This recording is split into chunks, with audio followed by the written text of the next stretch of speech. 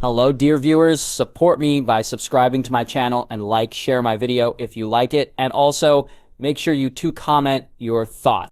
Now let's start the video. Brienne, the darkness smothered her and she clawed at it for a moment, and then it lifted.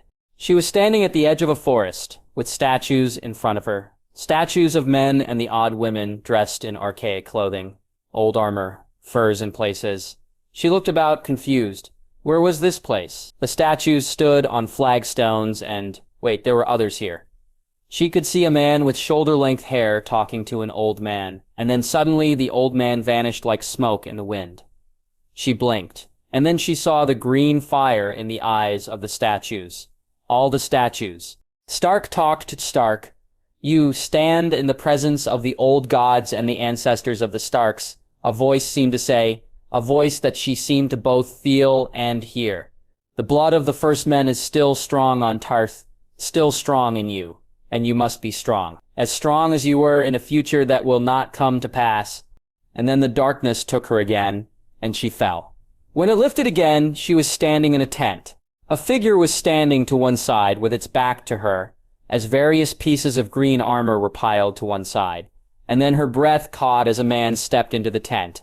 It was Renslayer Baratheon, the man who had danced with her on Tarth, the man who had treated her with politeness that few others ever had, until she met the Blackfish. She peered at him shyly. He was a comely man, handsome, not as tall as his brother, the king, and... wait. As she came to look at him, she could see something in his eyes that made her pause. There was an emptiness there. A look of a man trapped by events. She could tell by the sounds from outside the tent that something terrible was happening here. Something huge. The preparations before a battle, perhaps. And the ground seemed to shake under her feet, because the other person in the tent turned around, and it was her. She was in armor as well. Good armor, too. She held a green breastplate in her hands, and helped Renslayer Baratheon to don it, moving carefully with the straps.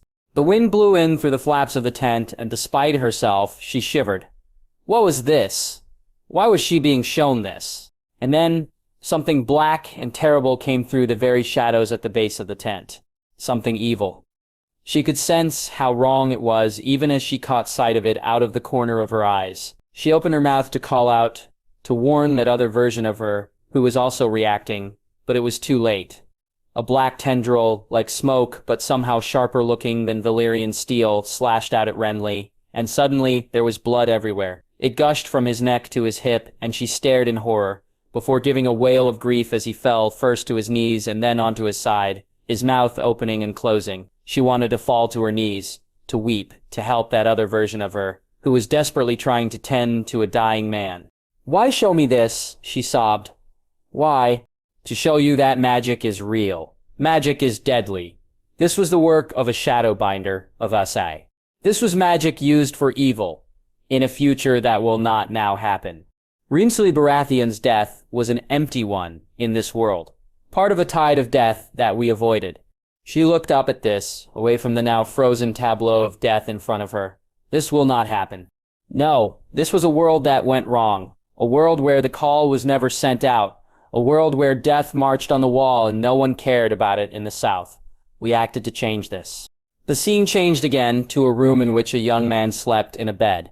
He had red hair, and from the vague memories she had of something her father had said once. He looked like a Tolly. She found herself shaking less from shock all of a sudden and wondered just how she was seeing this. Was this like a dream?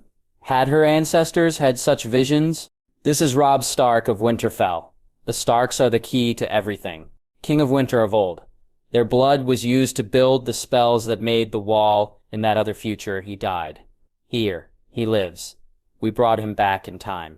The young man came awake with a shudder and a scream, his hands going to his chest, and then looking down at his bare skin in confusion before staring around the room in total confusion. I was at the twins, he muttered. I died. She stared at Robb Stark in awe. You brought him back from the moment of his death. Then you are indeed gods. Did the Starks send out the call? Did Robb Stark? His father did. An ancient artifact owned by his ancestors did it. The Starks know the threat now, as does the North, and those with the blood of the first men. You heard it. She had heard it. It still rang within her. The others come, the Stark calls for aid. You are needed. Tarth awakens then, but much remains to be done. There is another future that must be avoided. More blackness, and then she was standing at the top of a tower. There were 4 grim-faced figures there, and again, some other version of her was one of them. She stared at that other version of her.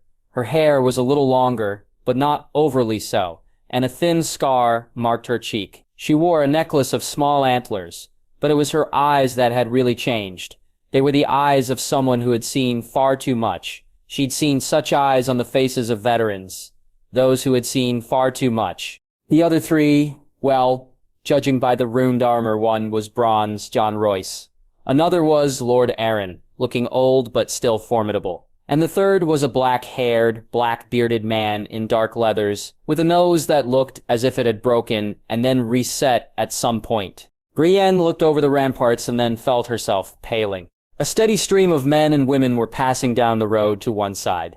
Judging by the sun, they were all heading south, and they were desperate. She could see that many were gaunt with hunger and many others wounded, and that all were armed in some fashion. Even the women were carrying what looked like crude spears, with some kind of stone attached to the tips. This is no longer a war that can be won with the old tactics, Lord Arryn said wearily. The Knights of the Vale are no more. Heavy cavalry cannot charge the endless ranks of the dead, not without being swarmed over and adding to them. This is a war of the first men now, first men magic, and first men tactics. I will return to King's Landing and send supplies. Lord Roose, this is your war now. Lord Catsley, I have paid a part of your debt, as you asked. Your service to House Arryn and Westeros remains exemplary. The black-haired man smiled wryly. Thank you, my lord.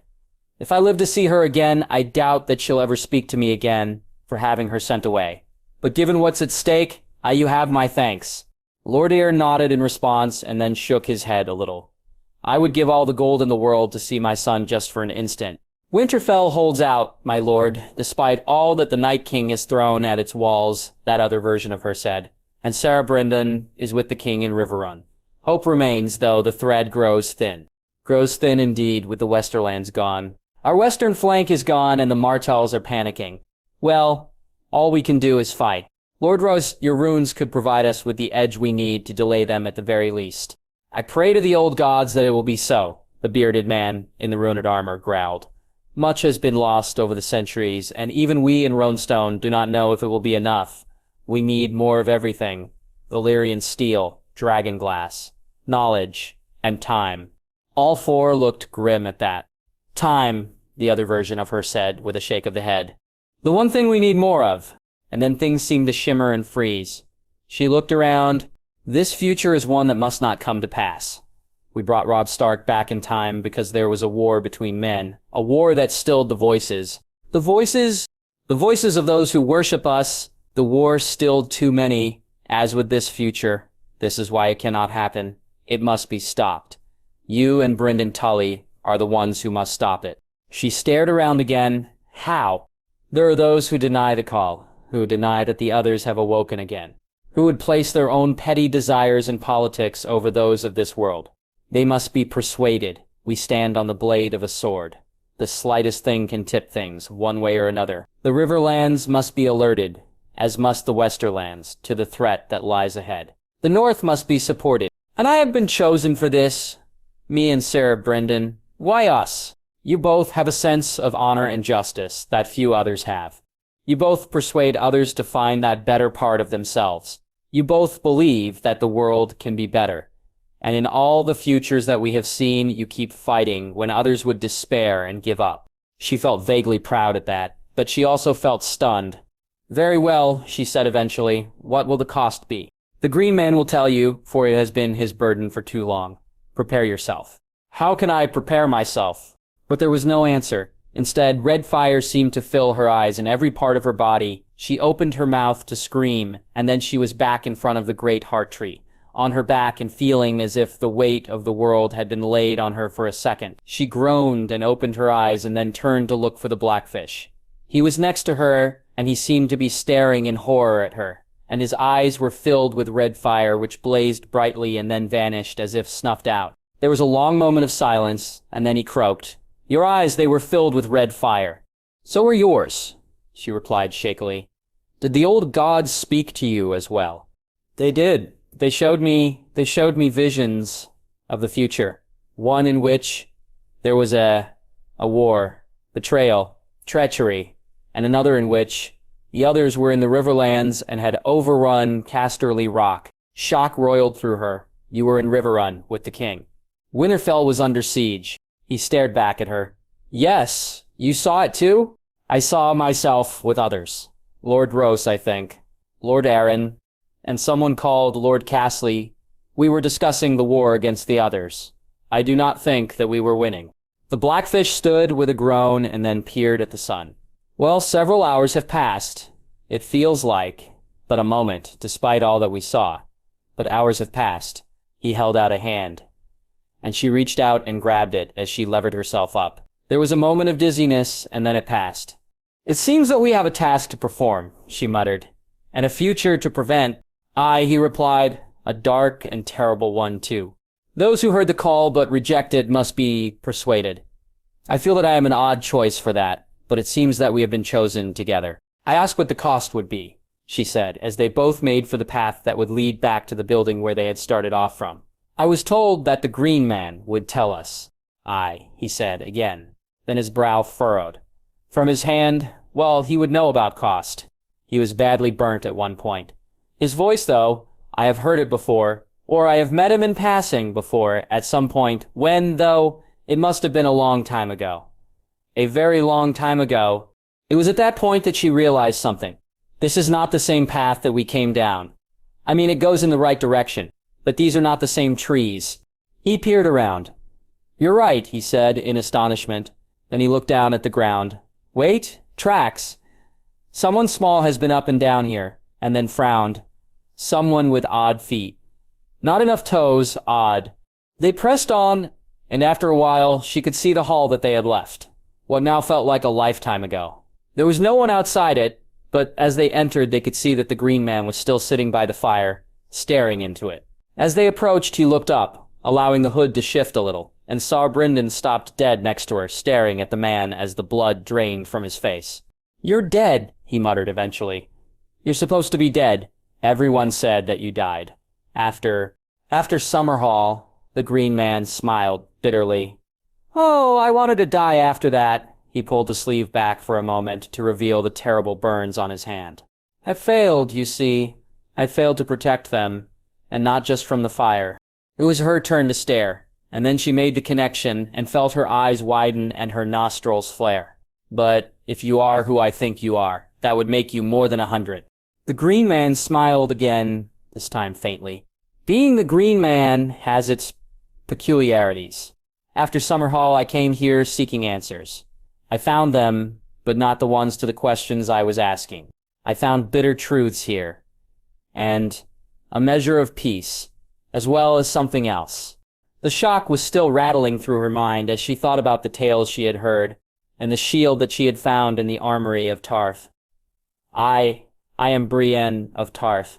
The Green Man stood slowly, his back crackling as he straightened up.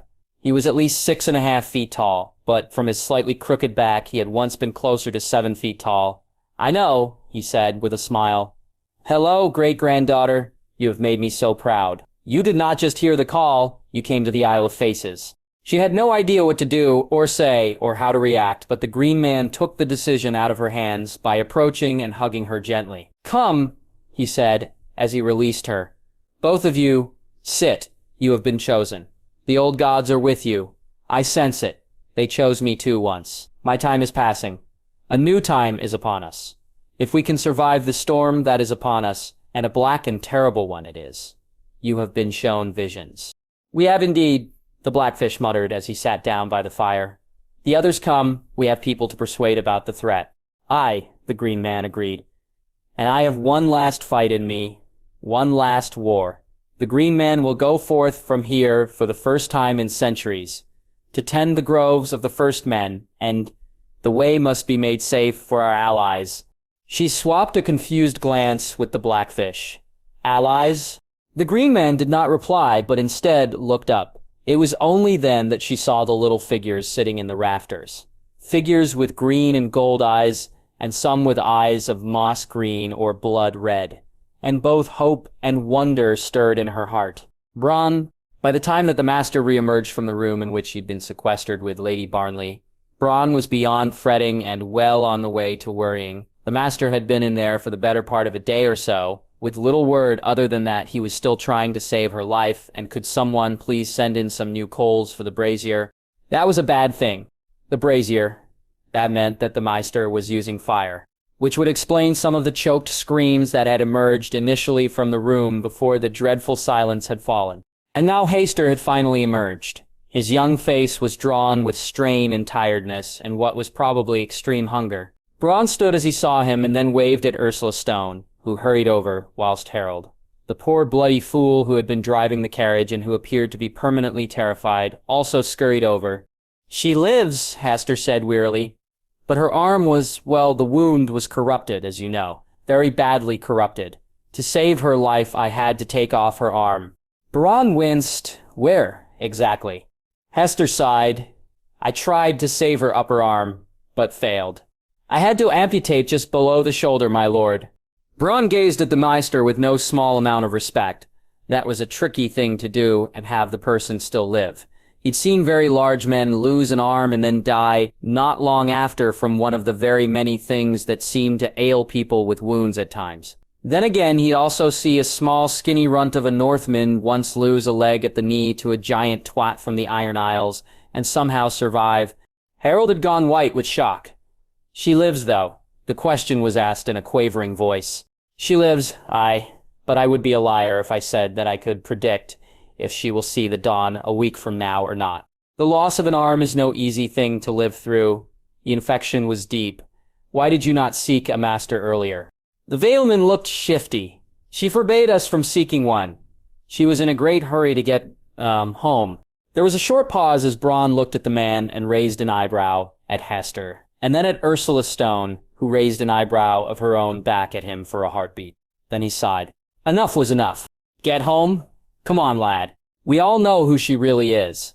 He paused, as Harold stiffened, and then reached out like lightning and grabbed the Valman's hand as it reached towards his dagger. "Now, don't be a complete idiot. You're a bad enough liar as it is, and I've known a lot of liars in my time. She's not Lady Barnley. She's Lysa Arryn. We all know that. The ravens came with her description. See sense, lad." Harold's face worked for a moment, and then he seemed to deflate like a toad being stepped upon. "Yes," he said eventually. "She is Lady Arryn. Who is accused of trying to murder her husband? The Lord Paramount of the Vale. The hand of the king himself. Lord Arryn." The Valeman hung his head in shame. We didn't know that she had done so. She came out of the Red Keep and told us that she had to depart at once." "Where to?" Bronn asked sharply. "The Vale, ye Eyrie. She was going to demand the return of her son. That was all she could talk about. That the Stark would have to give him back because of Petir's gift to her. That's what she said. I don't know if it was the fever talking, but that's what she said." Bronn stared at him for a long moment and then looked at Ursula Stone, who was looking as baffled as he felt. "What gift?" "Lady Arryn has a chest. A small one. She had it in the coach with her. She never let it out of her sight until she became feverish. Then we placed it under her seat." Bronn looked at his steward, who sighed, nodded shortly, and then strode off. As she did, Bronn looked back at Harold.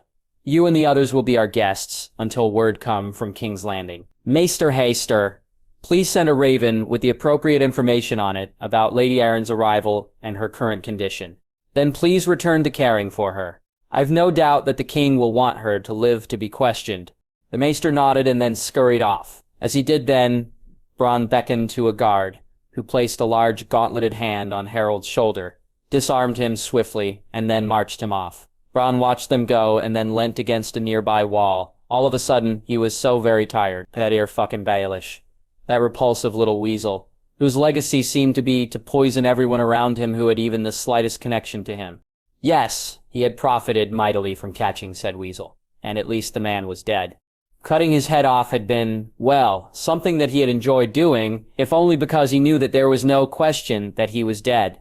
Hearing footsteps approaching, he looked up. Ursula Stone was approaching with a small chest, about the length of his forearm, in her hands. This was in the coach, in the place that he mentioned, she said. It seems to be locked, though. He took it from her with a murmur of thanks, raised an eyebrow at the lock, and then pulled out the small pouch that always hung at his belt. Inside were a few small items that he had always found to be useful. He picked out 2 of the smaller pieces of metal inside and then started to probe the lock on the small chest, humming as he did so. After a long moment, he realized that he was being stared at. Something the matter? Are those lockpicks? Happens that they might be. What if they are? What were you before you became a lord again? My lord? He smiled lazily at her.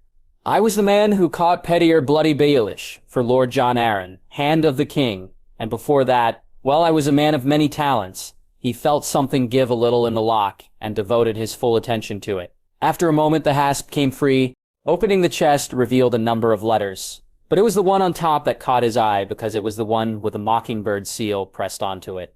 A broken seal, come to that. He reached out, picked it up, and unfolded it. My dearest Lise, by the time you hold this, I might no longer be in King's Landing. Do not believe the foul lies and untruths that you might hear about me. I am an innocent man, guilty only of trying to do my best to save the realm, but being misunderstood most grievously in the process. There is a plot against my life and I have been forced to flee. Do not worry, I will find safety. I have many friends in many places, and I shall send word to you. I suspect many people in this plot against me. The first person is your husband. I've discovered a terrible secret that he is hiding. The king's children are not his. They are abominations born of incest, between the queen and her own brother. You have only to look on them and realize that there is not a drop of Baratheon blood in them. They are all blonde, all Lannister. Why your husband hides this, I do not know. Perhaps he is biding his time. Perhaps it is a part of a wider plot. Perhaps he has been bribed by the Lannisters. I have been trying to get to the truth in this matter, but all of a sudden I am fleeing for my life. All I have ever done has been for the good of the realm. You know this to be true. I will send word when I reach safety, probably in Essos. We will see each other again, my sweet.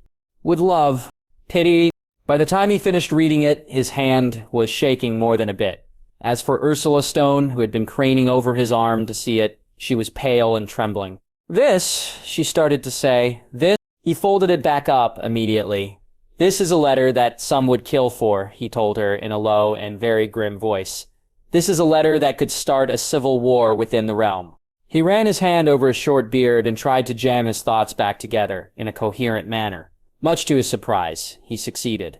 This is the hand of Pettier Baelish, I should know.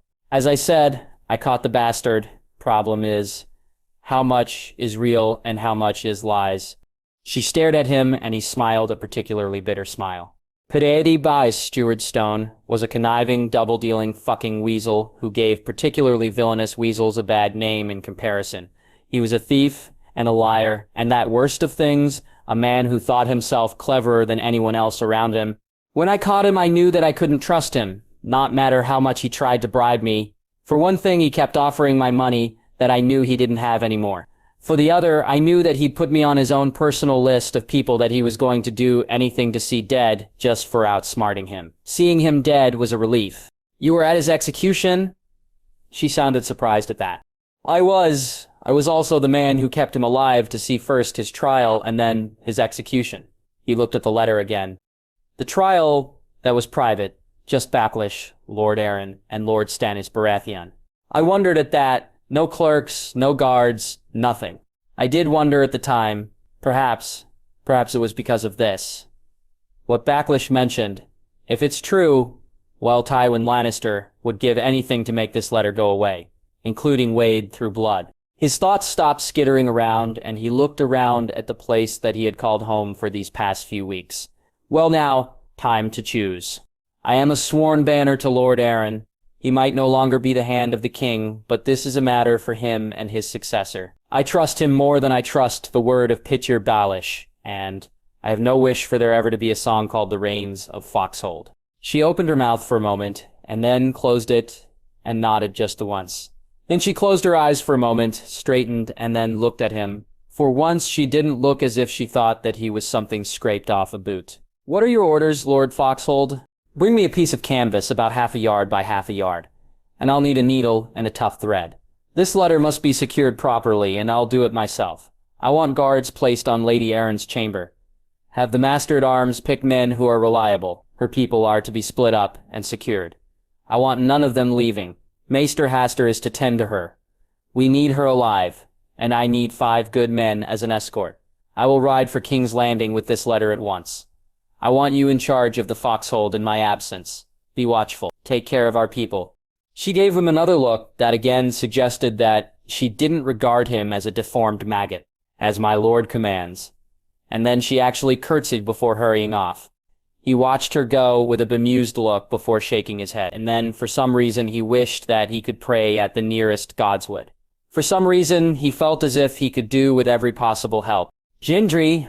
By the time that the docks of Dragonstone were finally in sight, he felt as if he was about to fall over from sheer tiredness.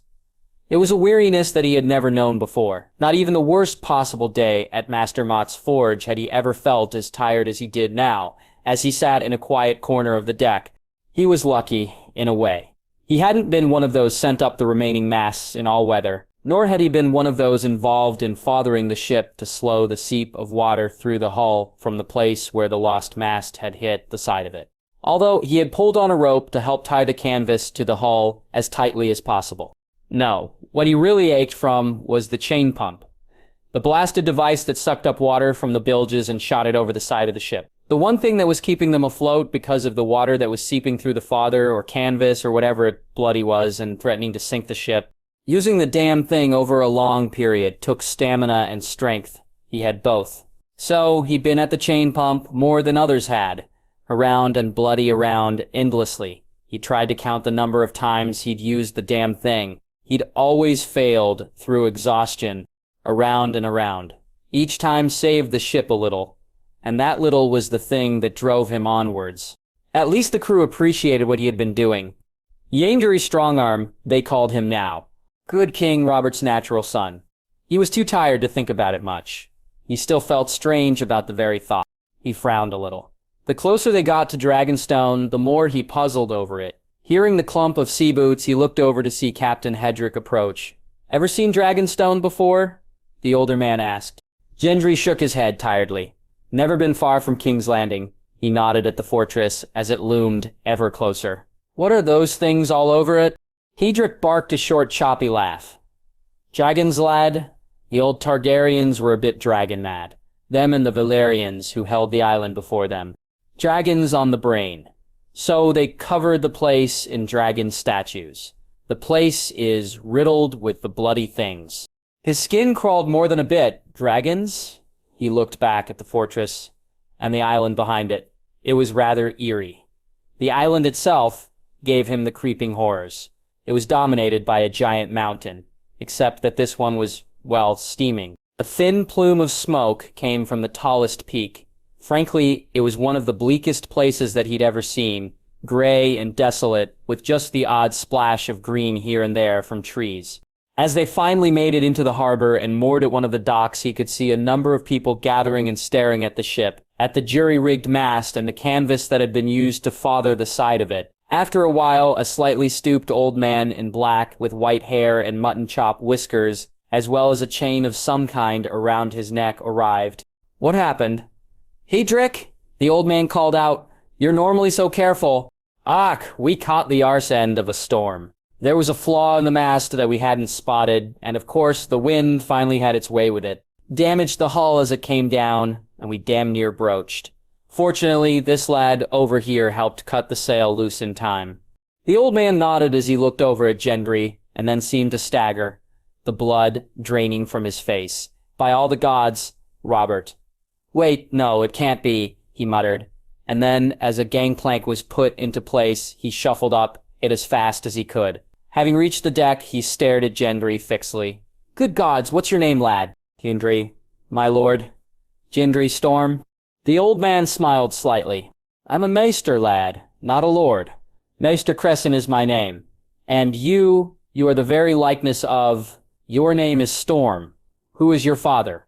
He stared at the old man and then at the davit, the deck, the plank, a rope, a rat, and then back at the desk again. My lord, Maester Cresson, they say...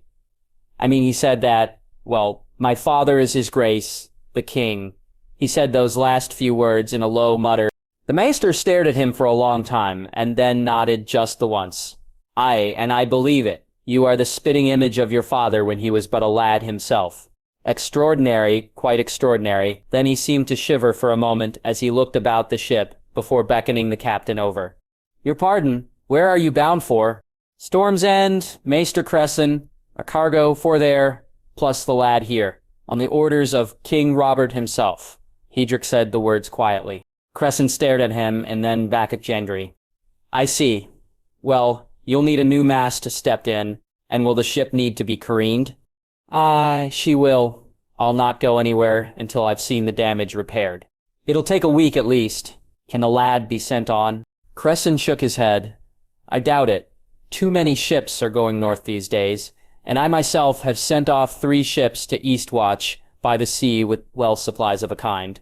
'Tis been a bewildering time of late. I shall check, though. Gendry felt his eyelids fluttering, and he shook his head for a moment. Gods, he was more tired than he thought. The maester sighed for a moment. In the meantime, are you well, lad? He realized that his eyes had fluttered again, and that he was almost asleep on his feet. Your pardon, maester?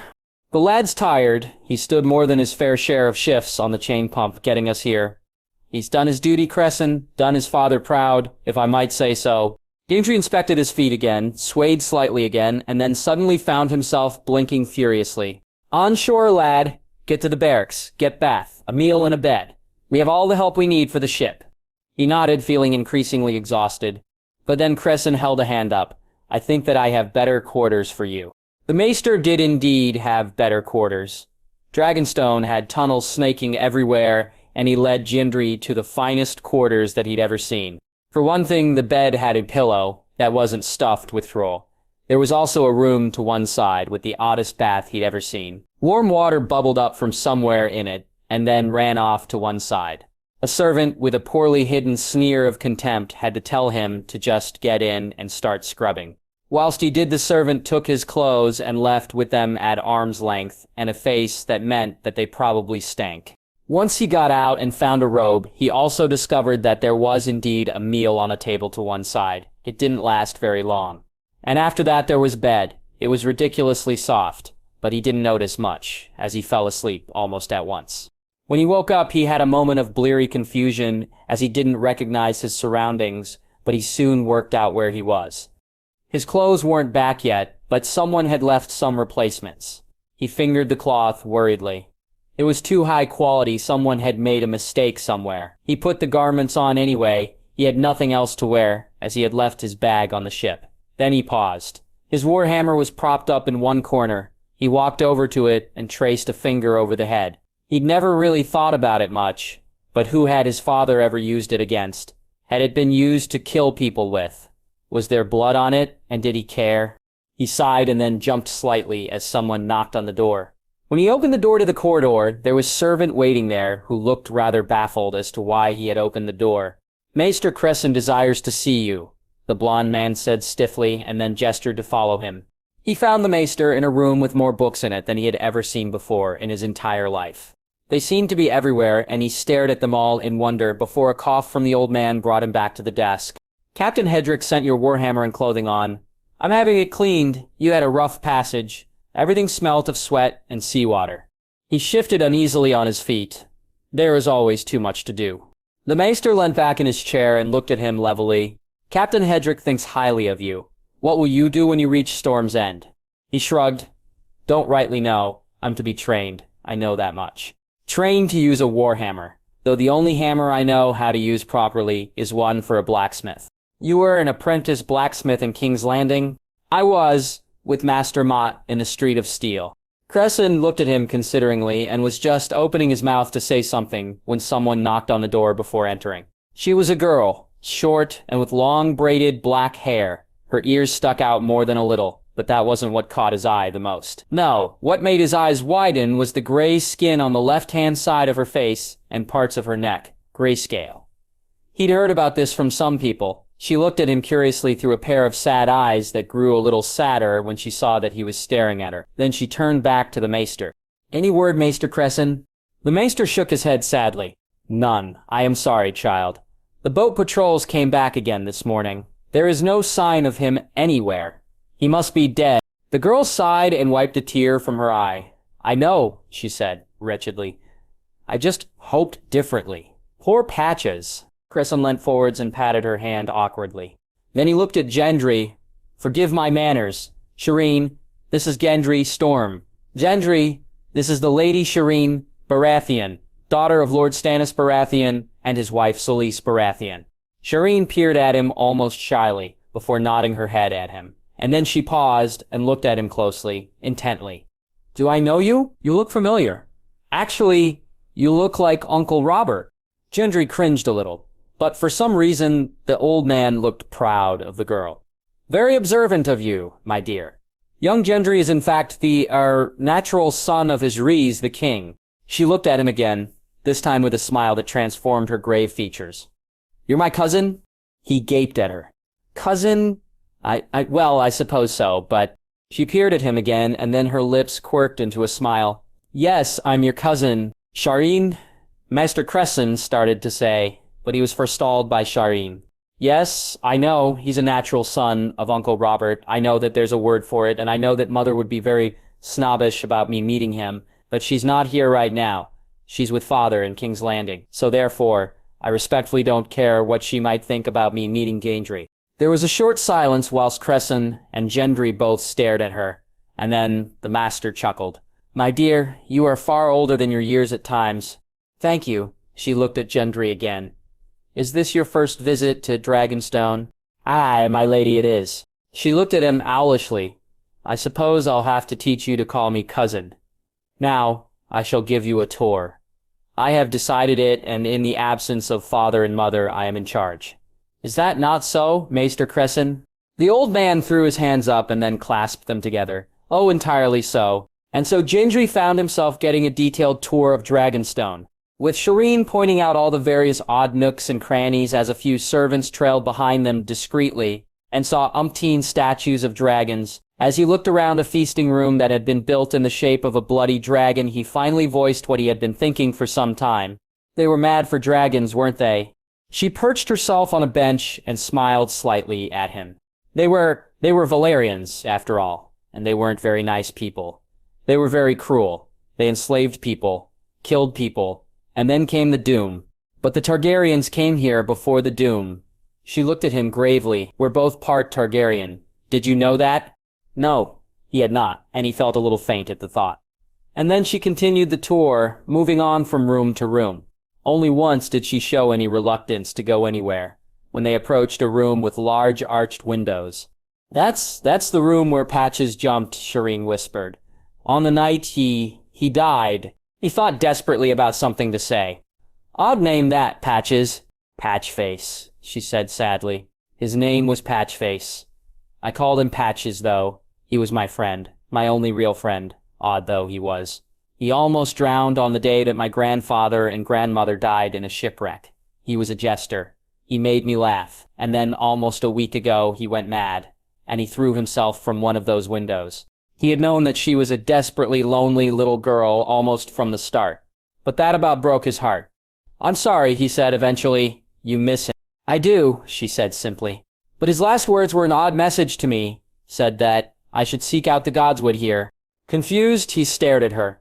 "There's a Godswood here?" "No, there's no record of one, not here on Dragonstone. The oldest records don't mention that there was one here when the Valyrians came here. So why did he say that I should seek out something that isn't here?" One thing that occurred to him was to point out that she had said that the man had gone mad, but that wouldn't have been polite to point out. So instead he led her away from the room, pointing out a few little carved dragons that were in dark corners. "I keep trying to count the number of dragons here, and I keep having to amend my total," she said wryly, before finishing the tour in the most amazing room he had ever seen. A room with open windows to one side and a table carved into the shape of Westeros itself. Aegypt the Conqueror had this made, she pointed out in a matter-of-fact voice, so that he could plan the conquest. He gaped at it, And then, after a guard cleared his throat meaningfully, he ended up back in the maester's room. The maester greeted them both, and he thanked Shireen for the tour. She smiled at him and then left, leaving him alone with the maester. "A sweet girl," Gendry said. "Lady, I mean." "She is a treasure," the maester said with a smile. "News from Captain Hedrick.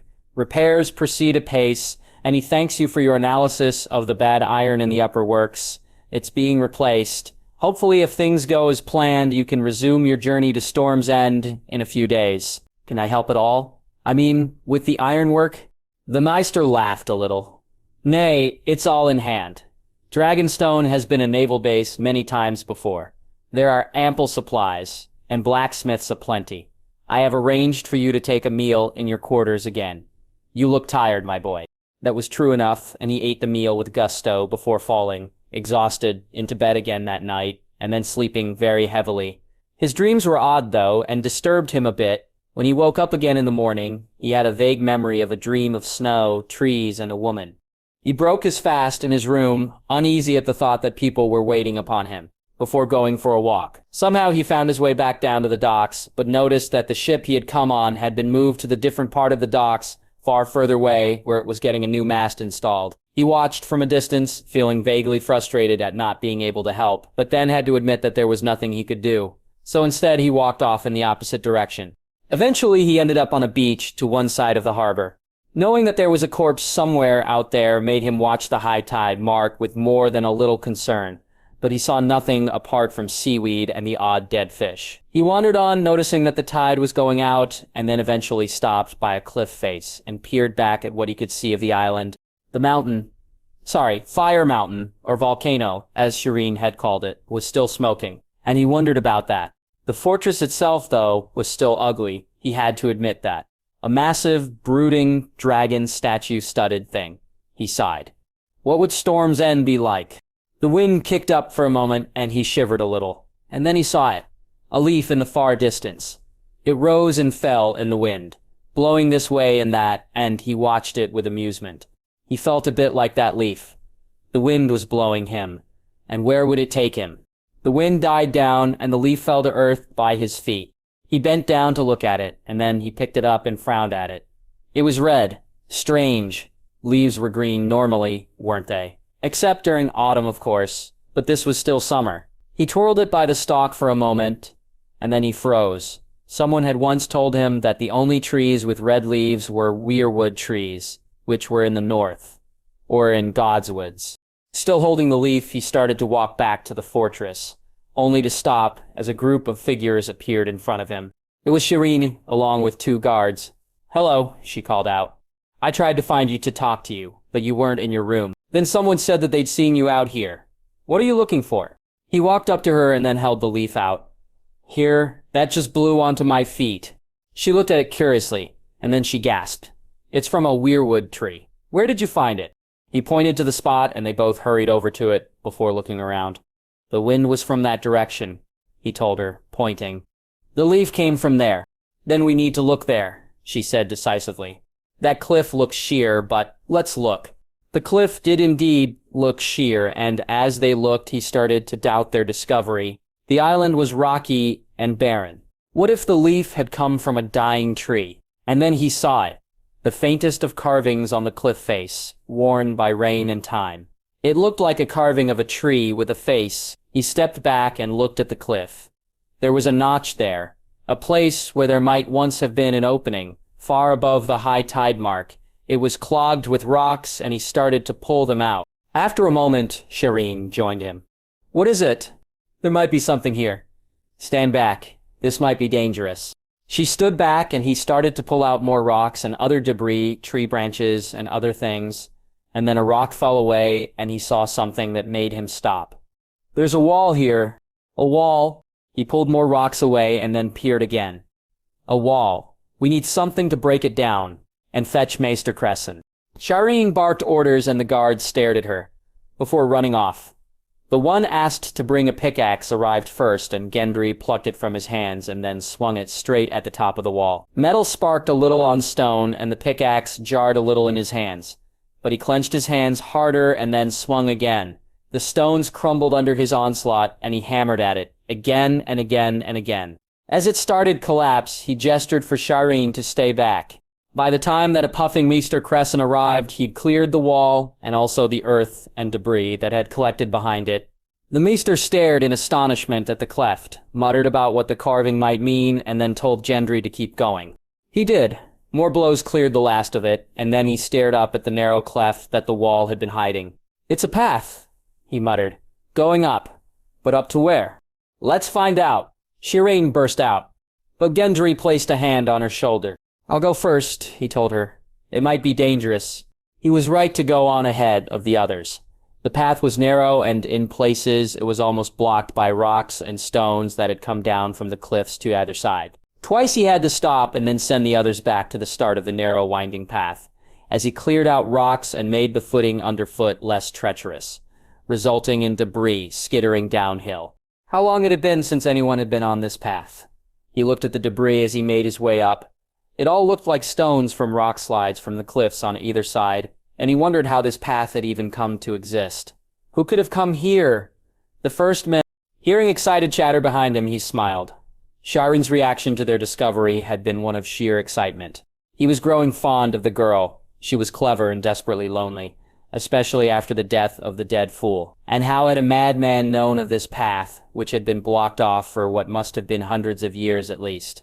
He tested one section, pushed a boulder carefully to one side as it almost blocked a bend in the path, and then pushed around the bend itself. And then he stopped dead in his tracks. "What is it, Gendry?" Shireen piped up from behind him, and he stumbled forwards a few feet. As the others saw what had stopped him, his tracks, they paused too. In front of them, the cleft widened into a small, natural bowl shape, with cliffs towering to the north and east. And in that bowl were trees. There were 10 of them, full-sized. And some saplings, as well as some dead trunks. They were stunted in places, probably because the soil was so thin and rocky. But they all had red leaves and white bark. And the biggest of them all, it had a face carved onto it, a solemn face that made the hairs on the back of his neck stand on end as he looked at it. "It's a godswood," Maester Crescent breathed, as he walked up to Gendry. "By the gods, I don't believe it. Why did no one ever see it before?" "The path was blocked, Master," he pointed out. Then he paused. "Oh wait, they had dragons, didn't they?" "Aye, perhaps the cliffs hid it. Odd." He walked closer to the trees, with an awestruck Shireen next to him and Crescent a few steps after them both. "Patches said that I had to seek this out, but why?" Shane asked, and he could only shake his head in bafflement. "This place, it's old," he stammered eventually. "So very old," and he knew that it was true even as he said it. A silence fell as they looked around the place, before they all turned back to the tree. Even the guards were in awe of the place. And then Gendry saw something out of the corner of one eye. The cliff came close to one tree, but there was an overhand, and beneath it a pile of stones, a rather regular pile of stones. "What's that?" Maester Crescent followed his pointing finger, and then walked over to it. "It's a cairn," he said quietly. "I think it's a grave." He approached it with Gendry, and then paused. "Oh, what is it?" The Master reached down with a hand that shook slightly and picked something up that had been laid on the cairn. It looked like a pair of ancient and very worn antlers, attached to a rotted piece what might once have been leather. This is perhaps the grave of a green man. But I don't understand." "Master Crescent," Shireen piped up. "Gendry's right, this place is very old. Who could have carved that tree? And if that's the grave of a green man, then who buried him?" She walked up to the tree with a face carved onto it. "And this is a heart tree, is it not?" Yes, it is," Crescent said thickly. "I must consult the histories again," and they never heard what he was about to say next, because at that moment Shireen reached out and laid a hand on the trunk of the heart tree. For a moment Gendry felt as if the ground had shook, but the leaves on the trees stayed motionless, and then Shireen's eye blazed with red fire, like the heart of a forge. Gendry stared in shock, and the others cried out. But all of a sudden, everyone seemed to be frozen to the spot.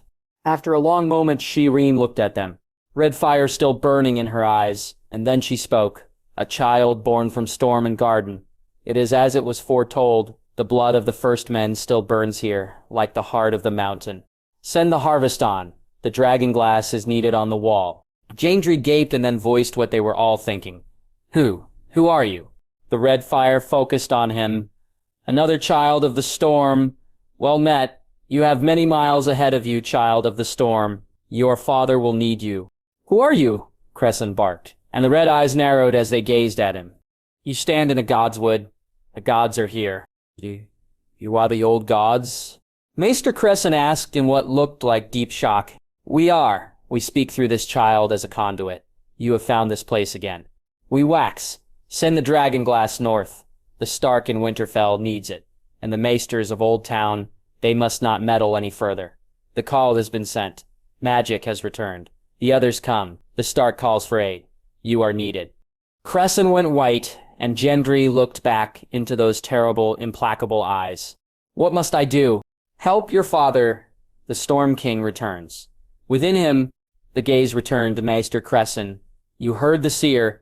He was touched by things that some would not have survived, and he gave his life for this life. The bargain was struck. We will honor it. Red fire seemed to envelop Shireen for a moment, and as Gendry watched the grayscale on her face rippled and boiled, before peeling off and then bursting into flames, her very skin and muscles seemed to glow for a long moment. Then the fire faded. A life for a life, she whispered. And then the flames in her eyes were snuffed out, and she swayed and then collapsed. Willis. He read the report carefully, then pulled a piece of parchment towards him and jotted off a note to look into the production figures from the southwest area of the Reach in more detail. The projected harvest figures from there were odd. At least a third higher than they should have been. A lot more land seemed to be under production than was usual. People seemed to be clearing more fields for planting, sowing more seed than normal, doing all the things that might be expected ahead of a bad winter. It frightened him in a way. What did the small folk know that he didn't? Why weren't more nobles complaining? Was it this call that his father denied so much, simply because he refused to believe that Ned Stark could have any kind of power over the Reach? Father had written to the Citadel at Old Town, hoping to hear that magic had not returned. Willis had also written to the Citadel. The Maesters had sent back the same short, almost bitter answer. The glass candles are alight. Magic has returned. Father thought that this was some kind of move in the Game of Thrones. He did not. This was not a part of the game. This was a lightning bolt from a cloudless sky. This was a sign that there were other powers at work. He sighed. Father was not the only person who denied the facts as he saw them. Loras had returned from King's Landing, and he was not in a good mood. He was convinced that at some point the king would have to set aside his wife Cersei. Why exactly he thought that he had not yet explained to Willis, who had his own sources and knew the terrible secret that Loras was extremely close to Renly Baratheon.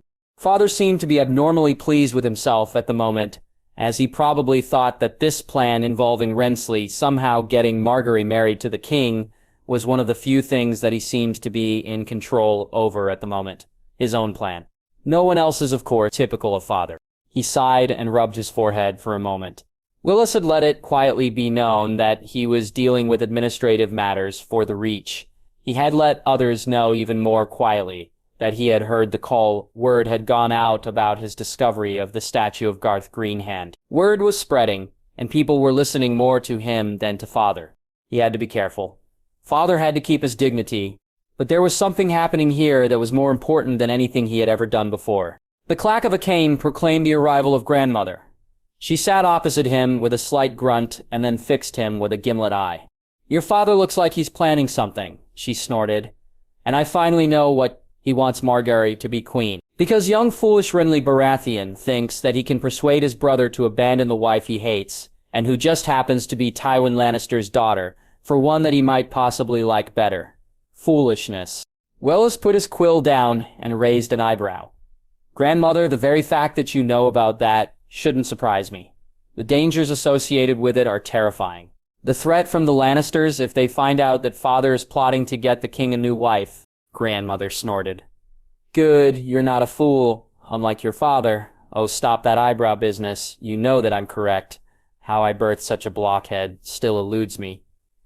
We both know the risks in this, and it is foolish to think that anything good can possibly come from it. I doubt that Tywin Lannister knows about it, Willis muttered. If he did, well, he would have probably had an epilepsy by now from pure rage. The very thought alone would have made him incandescent. He shook his head. I will talk to father. Loras too. Now is not the time to get involved in such an affair. There is too much to do, and besides, I would see Margaery happy. I doubt that the king would make her so. He has been in a slough of despond since Lyanna Stark died. Grandmother looked at him carefully and then nodded. Good luck with that, she said, shrewdly. Your father will disagree. But then, of course, he's a nincompoop, and I agree with what you think about Robert Baratheon. In the meantime, word is spreading. Word of what? Word of your discovery. Word of your being healed. Word of this call to the north. Ah, the call again. He sighed a little. The blood of the first men is strong in many places. In both of us, she said crisply. My nephew Paxter has written to me. This call rang loud in the arbor. Ships have been sailing north with supplies for the wall, and more fields are being planted than I have ever heard of before. You are right to concentrate on this. He nodded and was about to speak further when there was a knock on the door. He looked over to see a servant standing there. What is it, Corran? Beg pardon for disturbing you, Lord Willis, but Lord Randall Tarley is here and wishes to speak to you. He and his son. He blinked at this and then looked at grandmother, who also looked surprised. Randall Tarley here? Very well. Show him in. As he stood to greet their guests, he saw at once that the surprises did not end there. As Randall Tarley strode in and bowed, his bald head gleaming a little, Willis could see a wide figure behind him. It was Samwell Tarley, with an odd long canvas bag, as long as from his shoulder to his feet. He'd heard a rumor that the boy was on the point of volunteering to take the black at the insistence of his father. Then he looked again as he gestured at them to sit. Randall Tarley looked, well, unlike his usual decisive self. Instead, he looked uneasy and uncomfortable. As for Samwell Tarley, well, he looked as if he hadn't slept in a week, and there might even have been a hint of cheekbone somewhere on his face. He looked as if he hadn't eaten in a week as well, but there was something else, a gleam of triumph. Odd. Lord Tarley, he began, how can I help you? Much to his surprise, this question was met by a strained silence. Randall Tarley was a man who called a spade a bloody shovel, but for what looked like the first time in his life, he looked as if he was speechless. The big man sat there, clenching and unclenching his hands, as his face worked in an effort to get a word out. It was Samwell Tarley who finally broke the silence. It's this call, you see, Lord Willis. Randall Tarley looked at his son with what looked like a combination of annoyance and relief. It was a look that made him seem slightly demented. Yes, he finally said. The call, it was loud at Hornhill, very loud, and both Tarleys were pale as he said those words, with Samwell nodding hard, and then the dream started. Willis swapped glances with his grandmother. The two Tarleys had now gone even paler, if such a thing was possible. Dreams? He prompted after a moment. Aye, dreams. Dreams of the aftermath of the Field of Fire, dreams of the death of the nephew of Mernet Knight, burnt horribly there. Both men were now a little green, Samwell Tarley so than his father. He died days after the battle. After a moment, Randall Tarley rallied a little. Lord Willis, House Tarley is an old one. Hornhill dates back to the days of the first men, but we have long been sworn to High Gadden. He looked at Willis and straightened a little in his seat. Before the Tydrills, we were sworn to the Gardener Kings. We were their first marshals. There was a reason for that, or so Sam here tells me.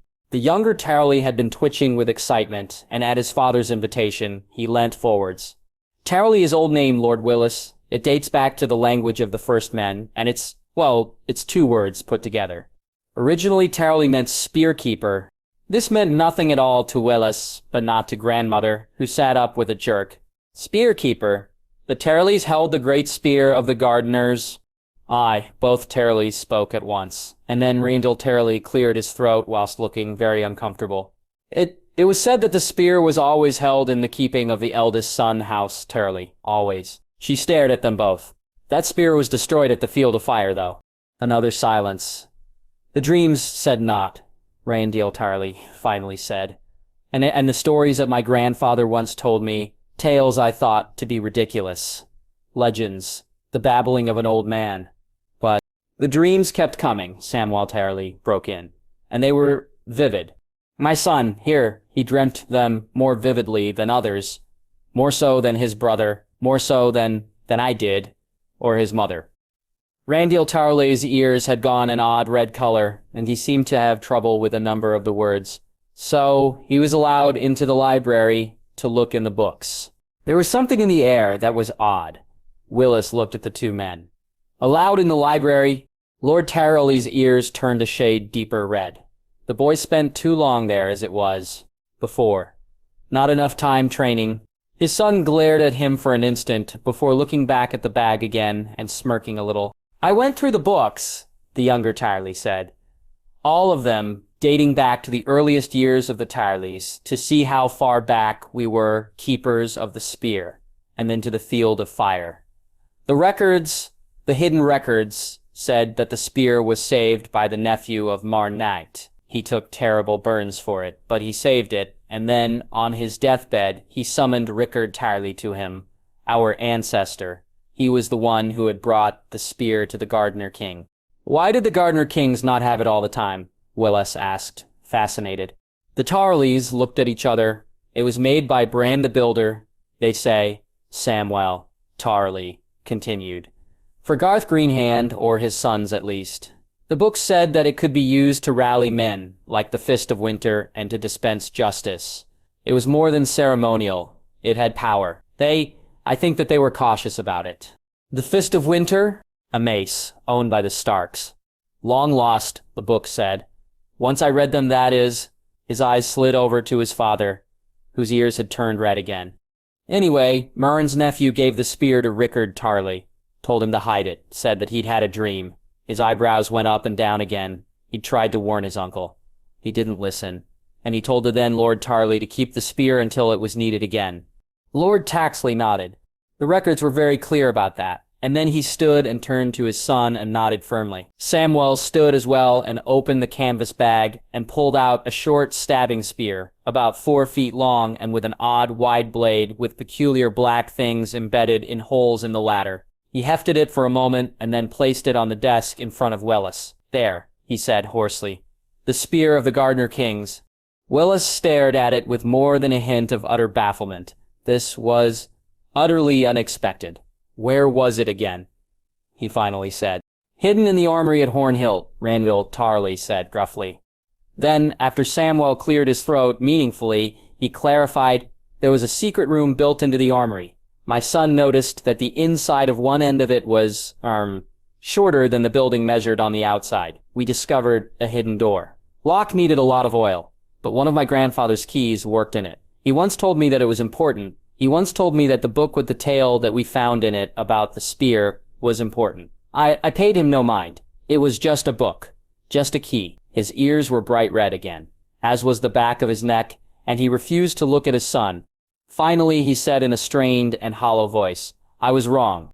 Another silence, and this one let him inspect the spear.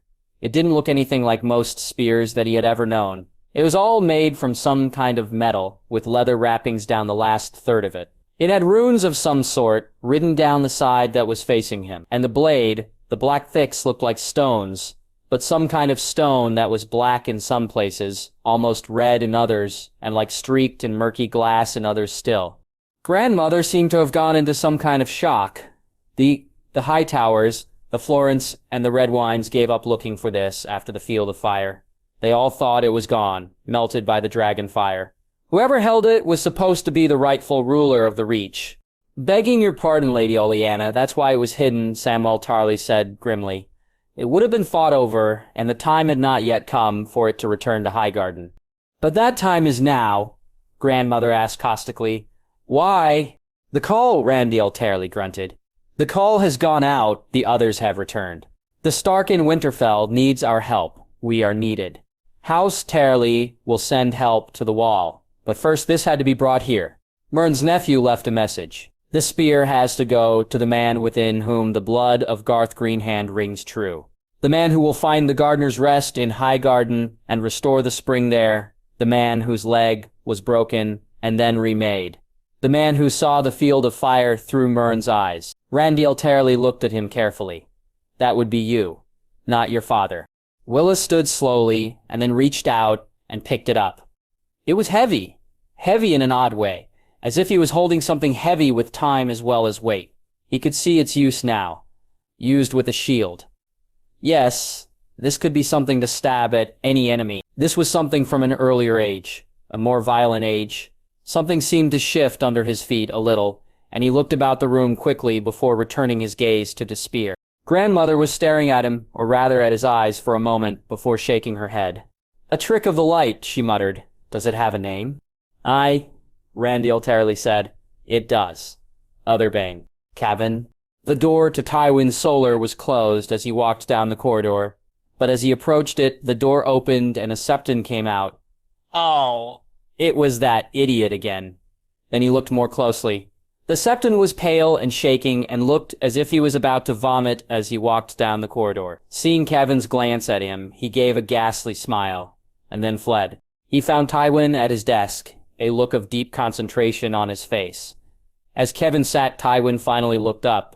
Astonishing, isn't it? The power of faith? Or should that be faith in power? Septons.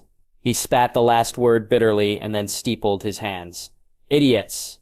The lot of them. Worse. Dangerous idiots. Kevin raised an eyebrow. Dangerous? For what reason? His brother sighed and then tossed a message across the desk at him. One of the last messages sent by Jon Arryn before he was attacked.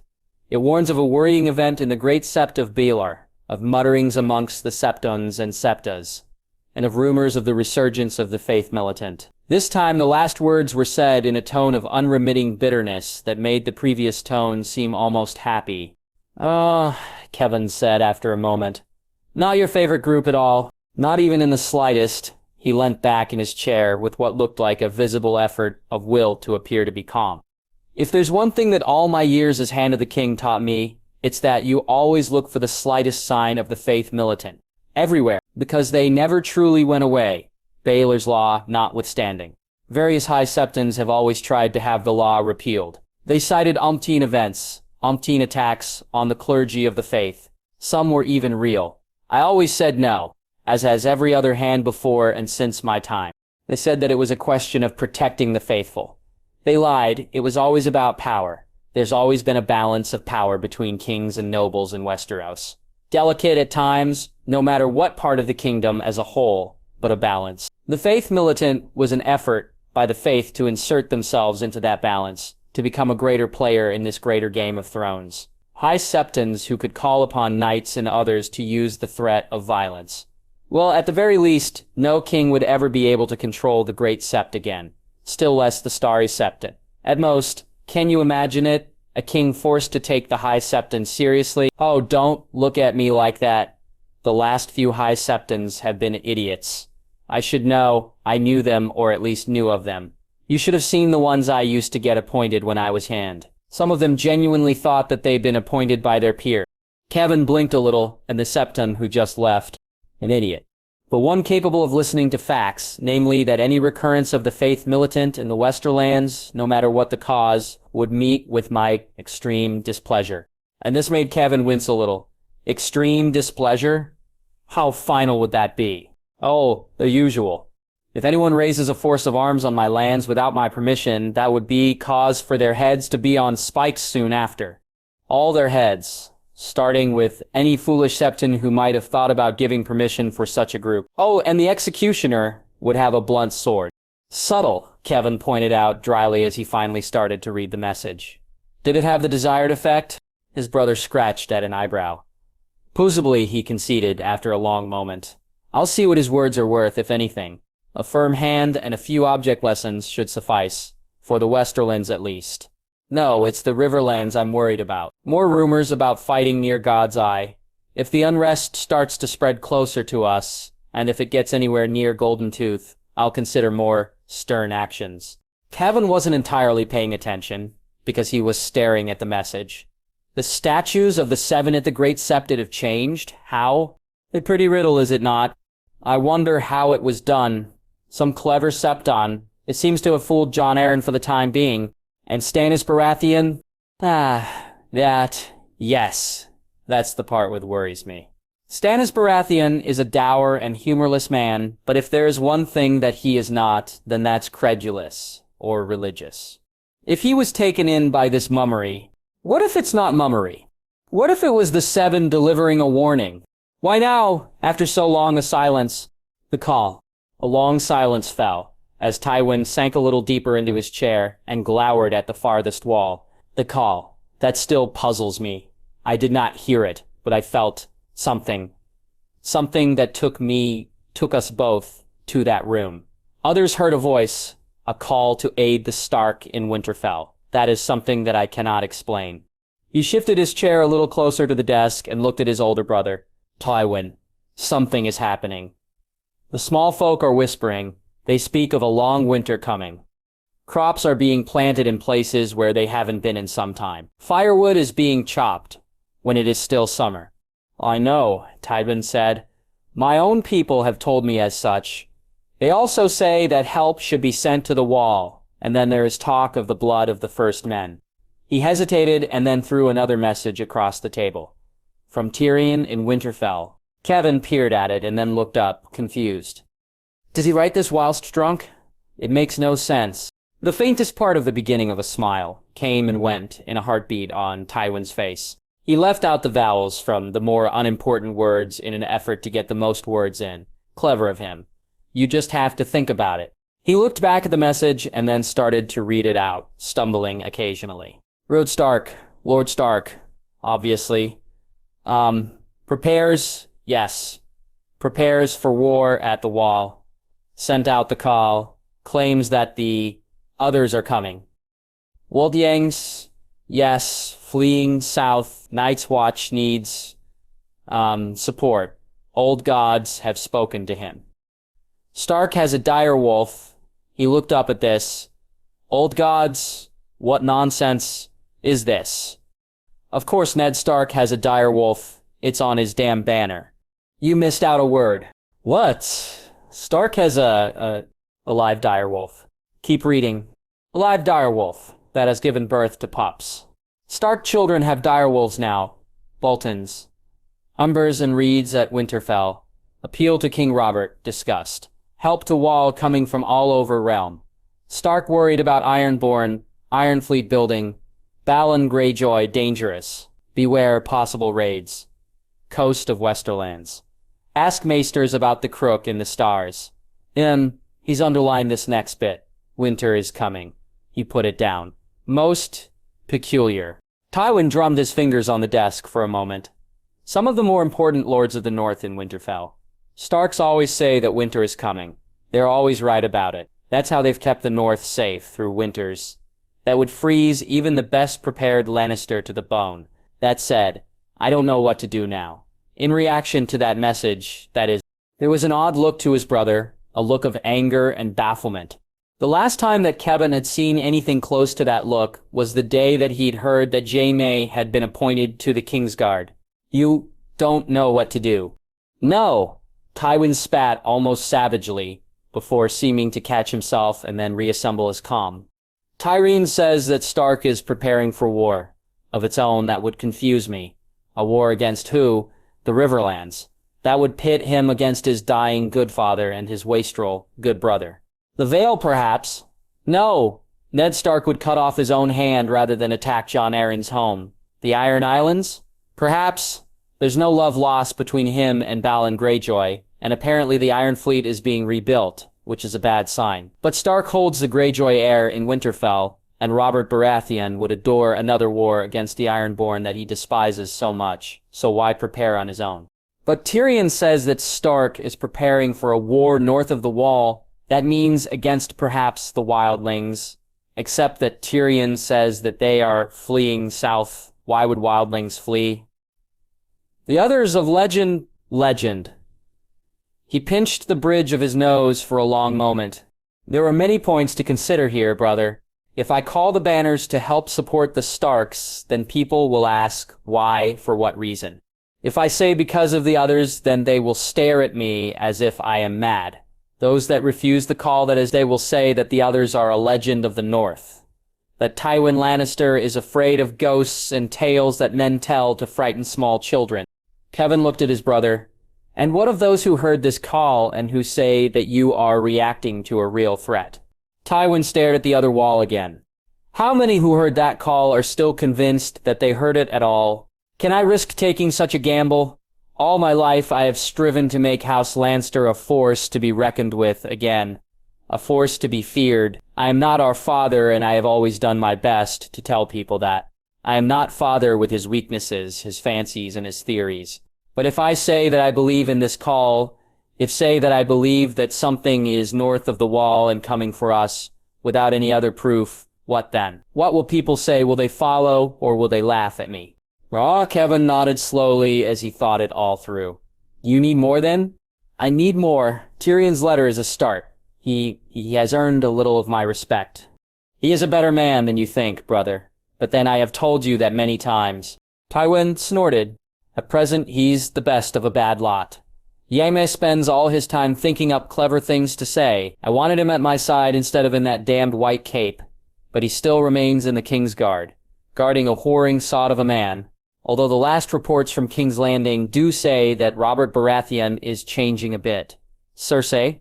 She remains an idiot. Her last letter told me, as if I was hers to command, that I should press to be the new hand of the king.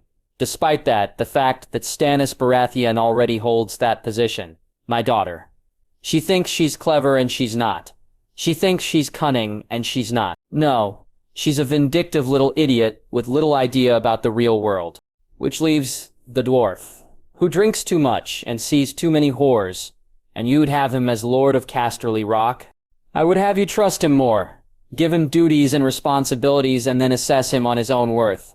Of course he drinks, and whores. He has too much time on his hands. Is he doing that in Winterfell at the moment? Or is he sending you valuable intelligence? A dangerous silence fell as Tywin glared at him, before taking back the message and then glaring at that instead. We shall see. In the meantime, we can look at one thing at least. Go to Lannisport and inspect our defenses. If Balon Greyjoy is thinking anything particularly stupid, then I want to cut his manhood off before his fleets get anywhere, even near the Westerlands. Oberyn. His brother took one look at his face as he entered and then straightened in his wheelchair. What is it? You are pale, Oberyn.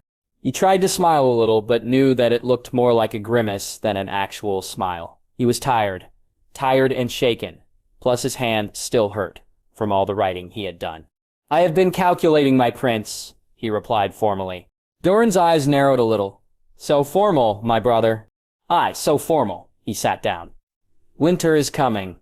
I have spent, I don't know how many days on the calculations, backed up with messages to Garin, now an Archmaster, at the Citadel, to check my findings. And what I have confirmed is that a long winter is coming. It will be a bad one, brother. A silence fell, broken only by the sound of water gurgling from pool to pool nearby. How bad, Doran eventually asked. As long as the summer has been, plus or minus a year, depending on the finer details of my calculations. Summer has lasted for 9 years so far. You are certain that the winter will be as long. He sighed. The science of calculating the celestial spheres about us, as Garin describes it, is an intricate one. It depends on detailed observations at night with a Myrish spyglass on a tripod. The only good thing about was the waiting. Elaria will hold off on the Moontea for a while, I think. He paused. I might even decide about, well, we will see. She's thinking about things. In the meantime, we know that we are one of a number of other worlds that go around our sun. Think of it like a great dance. Our world flings itself about the sun at the same time as other worlds. The orbits are not circular. They are ellipses, we think. Combine them all together, and you have the most complicated dance in existence. And sometimes they all align, on one side of the sun or the other. And sometimes we are on one side and all the other worlds are on the other. I think that such times affect us, affect the tilt of our world, pull us a little perhaps one way and then the other. Hence a long summer leading to a long winter, Doran asked shrewdly. And word of the others? Of magic? Ruberin paused and thought deep and hard. I don't know, he said heavily. Perhaps things like magic wax and wane because of the dance of those celestial spheres that Garin talks about. Perhaps there are other causes at work. Perhaps, well, I would be a liar if I told you that I know anything for sure about magic, except that it exists. It might have its own logic, but one other than that of men. Doran nodded slowly as he absorbed this. And the Citadel agrees with you? Garen at the Citadel agrees with me. The rest of the maesters, well, there will be a lot of careful checking of calculations and then arguing about what it all means. There are always maesters who disagree because of their own theories. His brother raised an eyebrow. Theories? Oberyn laughed softly for a moment. I once met a maester who claimed that we live not on a world, but within a sphere. But then, he also claimed that sparrows talked about him under their wings when he passed them. Nevertheless, they will confirm my calculations, I think.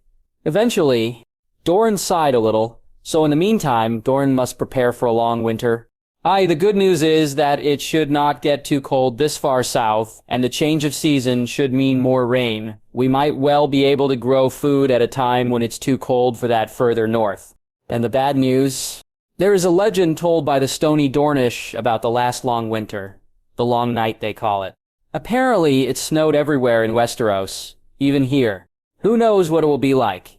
We should plan for the worst.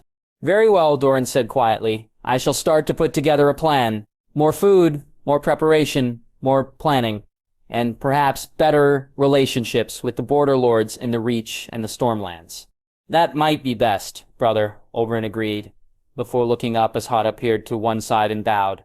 Your pardon, my prince, but there is a man here who says that he has news of Lord Dane. Doran looked at the hulking captain of his guard, and then looked at Oberyn. Who is he? He says that his name is Myres, captain of the Seahorse, which took Lord Dane to King's Landing. He has ill news, my prince. Oberyn sighed a little, and then looked over at the water gardens, as Doran did the same. Very well, Hata, bring him here. The captain was a tall, dark-haired man, who looked as if he was bearing a great weight. The moment that he saw them, he bowed. My prince, Prince Oberyn, I am Myres. It was my honor to take Lord Alster Dane to King's Landing. It is my sorrow to tell you that he died there. I feared that was so, Doran said, with a sigh. He was ill enough when he left here. Good captain? What happened? Myres closed his eyes for a moment. When he boarded, he did not say that he was ill, Mirai Prince. I started to suspect it as we headed north, though. I wanted to make for the nearest port to seek a master, but he insisted that we head for King's Landing. He had to see his son, he said. He was insistent about it, dreadfully so. He had to see his son. So, we crammed on more sail, perhaps more than was safe at times. By the time we were 5 days from King's Landing, he was no longer well enough to stand, let alone make it onto deck. Instead, he spent his time in his cabin, writing instructions for his son, he said. When we got to King's Landing, we were lucky enough to find a member of the Kingsguard there. Saclanate Lannister. He sent word to the Red Keep for Lord Dane's son to come at once. It was hard, but Oberyn somehow managed to keep his lip from curling at the very mention of the word Lannister. Now was not the time, even if the man in question had once expressed regret about what had happened to Elia and her children. Sir Davos Seaworth was also there, and he organized things to a nicety. Lord Dane was brought ashore on a litter and a maester was summoned at once. The maester, well, he said, that Lord Dane was lucky to have lived as long as he had. And then Lords Aeron and Baratheon, Lord Stannis Baratheon, arrived. They calmed Lord Dane a little before his son arrived. He handed over Dawn. Then, Oberyn asked shrewdly, Aye, he did. Sir Akemi brought the blade from Seahorse, and he did not look happy about holding it. Lord Dane was particular about that blade. Tywin Lannister's son did not appear to be content in holding it. Most odd. Remembering the feel of the blade when he had laid a hand on it before, Oberyn found himself shuddering in agreement. Yes, that damn blade was odd. More than odd, in fact. And then, Lord Dane's son, Edric Dane, arrived. Myres bowed his head for a long moment. Lord Dane handed Dawn over to him, told him that he was now the Sword of the Morning, told him that he had to find a Godswood at dusk, told him to go to Winterfell as soon as he could, and then he whispered something in his son's ear that no one else could hear. After which, his son asked Lord Aeron if his father's watch was done. Lord Aeron said yes, it was. And then Lord Alster Dane died. The room fell silent, apart from the noise of the water outside. He will be remembered, Doran muttered after a while. He was a strong voice for the Stony Dornish, and a noble one. Where are his bones? On board my ship, my prince, I swore that I would deliver them in all honor to Starfall, and I will honor that promise. He was indeed a good man. And his son? Where is he now? Myros set his chin a little, riding for Winterfell, my prince, with all dispatch. Doran looked at Oberyn, who looked back at him levelly. Winterfell again, his brother said eventually. The blood of the first men is strong. Oberyn looked back at the captain. Our thanks, Captain Myros. Please continue on to Starfall with our thanks. And a purse of gold for informing us. Doran gestured at Hota, who strode forward, stamped in salute, and then escorted the seaman away. As the pair vanished, he looked back at Oberyn. It seems the stony Dornish know something, he said. We must know as much or more. Ned, the lad, Edric, was so like his father. Well, apart from the ears, that is. Those were pure floret. But the rest of him was pure Robert, from his shock of black hair to his blue eyes and his build. He had a warhammer at his back already, a small one, and judging from his muscles, he was already practicing hard with it, despite his age. He watched from a bend in the stairs leading down into the main courtyard. Edric was taking lessons from Sir Courtney Penrose, whilst a fascinated Bran and Robert listened to one side. Those two had become as thick as thieves in recent weeks, combining a love of horses with a penetrating need to bombard everyone around them with questions about, well, everything. Hearing feet on the steps near him, he looked to one side. Kat was approaching, and he smiled and kissed her proffered hand gallantly. The Lord and Lady of Winterfell had to keep up certain niceties, in public at least. In private, well, they both knew that there was a baby coming, but that was not yet cause to stop coupling as much as possible. Kat smiled impishly at him and then looked down at young Edric. She opened her mouth to speak, and then she looked about them to make sure that no one was near. Strange to think that I'd welcome a bastard to Winterfell, she muttered just loud enough for him to hear. When I was growing up, I was told to hate and fear bastards of any kind, because they posed a threat to the trueborn. Father always mentioned the Blackfires. Everyone always held them up as an example. Very true, Ned sighed in response. But this is different. He's a true-born son of Robert. You just have to look at him. Black of hair and blue of eye. He's Robert in miniature and wielding a warhammer already. She nodded and then sank into his embrace a little. Just enough to assuage propriety. Do you think that all will one day rest on him? That was a good question, and he paused to think it through. For a long moment, we have to act as if it might. At the moment, Robert's true heir is Stannis, but he only has one heir, Shireen, and she is a sickly girl. After that, it's Renly. And the rumors that Robb said that he'd heard from people, including you, about Renly and his, let's call them preferences. Well, let's just say that House Baratheon needs as much support as possible. Her face went still for a long moment. He recognized that look. Oh no, enough. Do not grieve or worry about decisions you took in a future that will not now happen. You were badly informed. I was apparently juiced to the eyeballs with milk of the poppy by P-Cell in King's Landing, a man who I have never liked as he's Tywin Lannister's creature. And Robb was badly advised. There's much that he now knows that he didn't know before. Aye, she whispered, and then a steely look appeared in her eyes. And Lord Batch is no longer about to betray us all. I still cannot imagine it, how he could do such a thing. I thought I knew him. He directed a sad look at her. You knew Baxley's the boy. You never really knew Baxley's the man. From what I have learnt, he became bitter and twisted, and the moment that Brandon tried to gut him like a fish, he hated all Starks. This from that future, we should have seen that a mile off. But some fog of madness seems to have clouded our minds. It's gone now. He's dead. We still live, and we must protect our family. Aye, she said mistily as she looked at their nephew as he practiced sword strokes with Bran using wooden training swords under the experienced eye of Roderick Castle, especially from those we thought we loved. I still cannot believe that Lysa did what she did. The guards have been warned. If she somehow comes here, then she will be imprisoned in a cell. And if she sends word to demand Robert, then she will never get an answer. She cannot be trusted, not with her son, not with anyone. She nodded again and then buried her head in his chest a little further. Is there any word? None. If there had, you would have been the first to know. The last message from King's Landing was that Jon Arryn still lives. How she could attack him, Baelish's poison, he whispered into her hair. His poison! After a moment, she straightened up and wiped at her eyes, almost angrily. Ah, Ned, enough of this. Kat looked down at the courtyard. All the preparations are made. The messages have gone out. They're ready. When? Tomorrow, first light, I'll be there and back before you know it. This earned him a laugh. No, Ned, I'll miss you for every moment you're gone. But you've left me enough to do to keep me busy. Then she sobered. Your plan for the broken tower might not work, but it will still start the repairs needed at the very least. She looked back down at Edric. If we do win at this, if Robert discovers what we know about his children, what if he marries again? He felt his face grow solemn. The long night comes, we fight for the wall, and after that Winterfell, if the wall falls, there's a war coming, the like of which we cannot imagine. Robert needs an heir he can point to as a credible alternative to him if he dies. I care not if it's Stannis or Edric or some boy yet to be born, but I swear by the old gods that I'll keep that boy alive long enough for Robert to make a choice, and to know that he has such a choice available.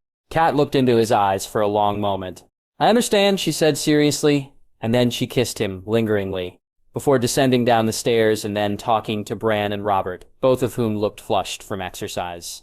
He smiled a little and then strode back up the stairs briskly. There was much to do. Tyrion. The first hint he had that he was no longer alone in the library was a rumbling crash as a book fell off a shelf. Quite a large book by the sound of it. This was followed by the sound of a youthful and rather familiar female voice muttering a number of words that Tyrion would have bet quite a number of dragons that her mother would be horrified to know that she knew. There was then a pause, interspersed with the sound of pages being flipped, and then muttering, quite a bit of muttering. Tyrion cocked an ear and picked up the occasional word here and there, like useless and where's the bit I need, and then bugger it.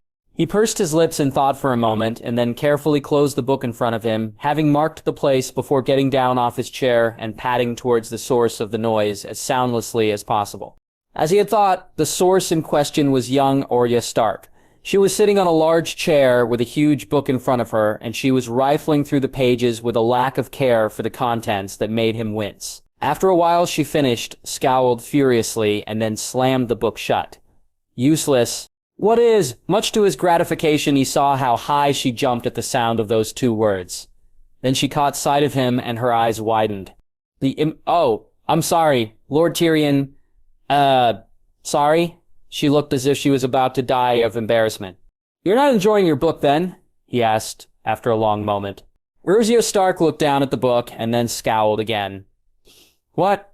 Oh, no, it's useless. It doesn't contain anything about what I need.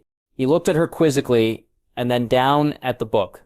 The title, A True History of Legends of North, confused him more than a little. Surely a true history of legends was something of an oxymoron. So he asked the logical question. So, what information are you searching for? The girl looked about the room carefully and then bent down a little. I want to know how... Another quick look about the room. How to become a warg. A warg, he said the words carefully, trying them out on both his tongue and his brain. Yes, a warg. My ancestors were wargs. They're in the crypts, with their wolves. He blinked a little. Someone had mentioned that, but he had not gone there just yet. Your half-brother mentioned that you were a warg, or rather the old gods did through him. He still didn't like remembering that, the red fire in the eyes, the voice, the feeling that he was about to piss himself in terror as something older and vaster than anything he could ever imagine peered at him. The girl all but danced from foot to foot for a moment.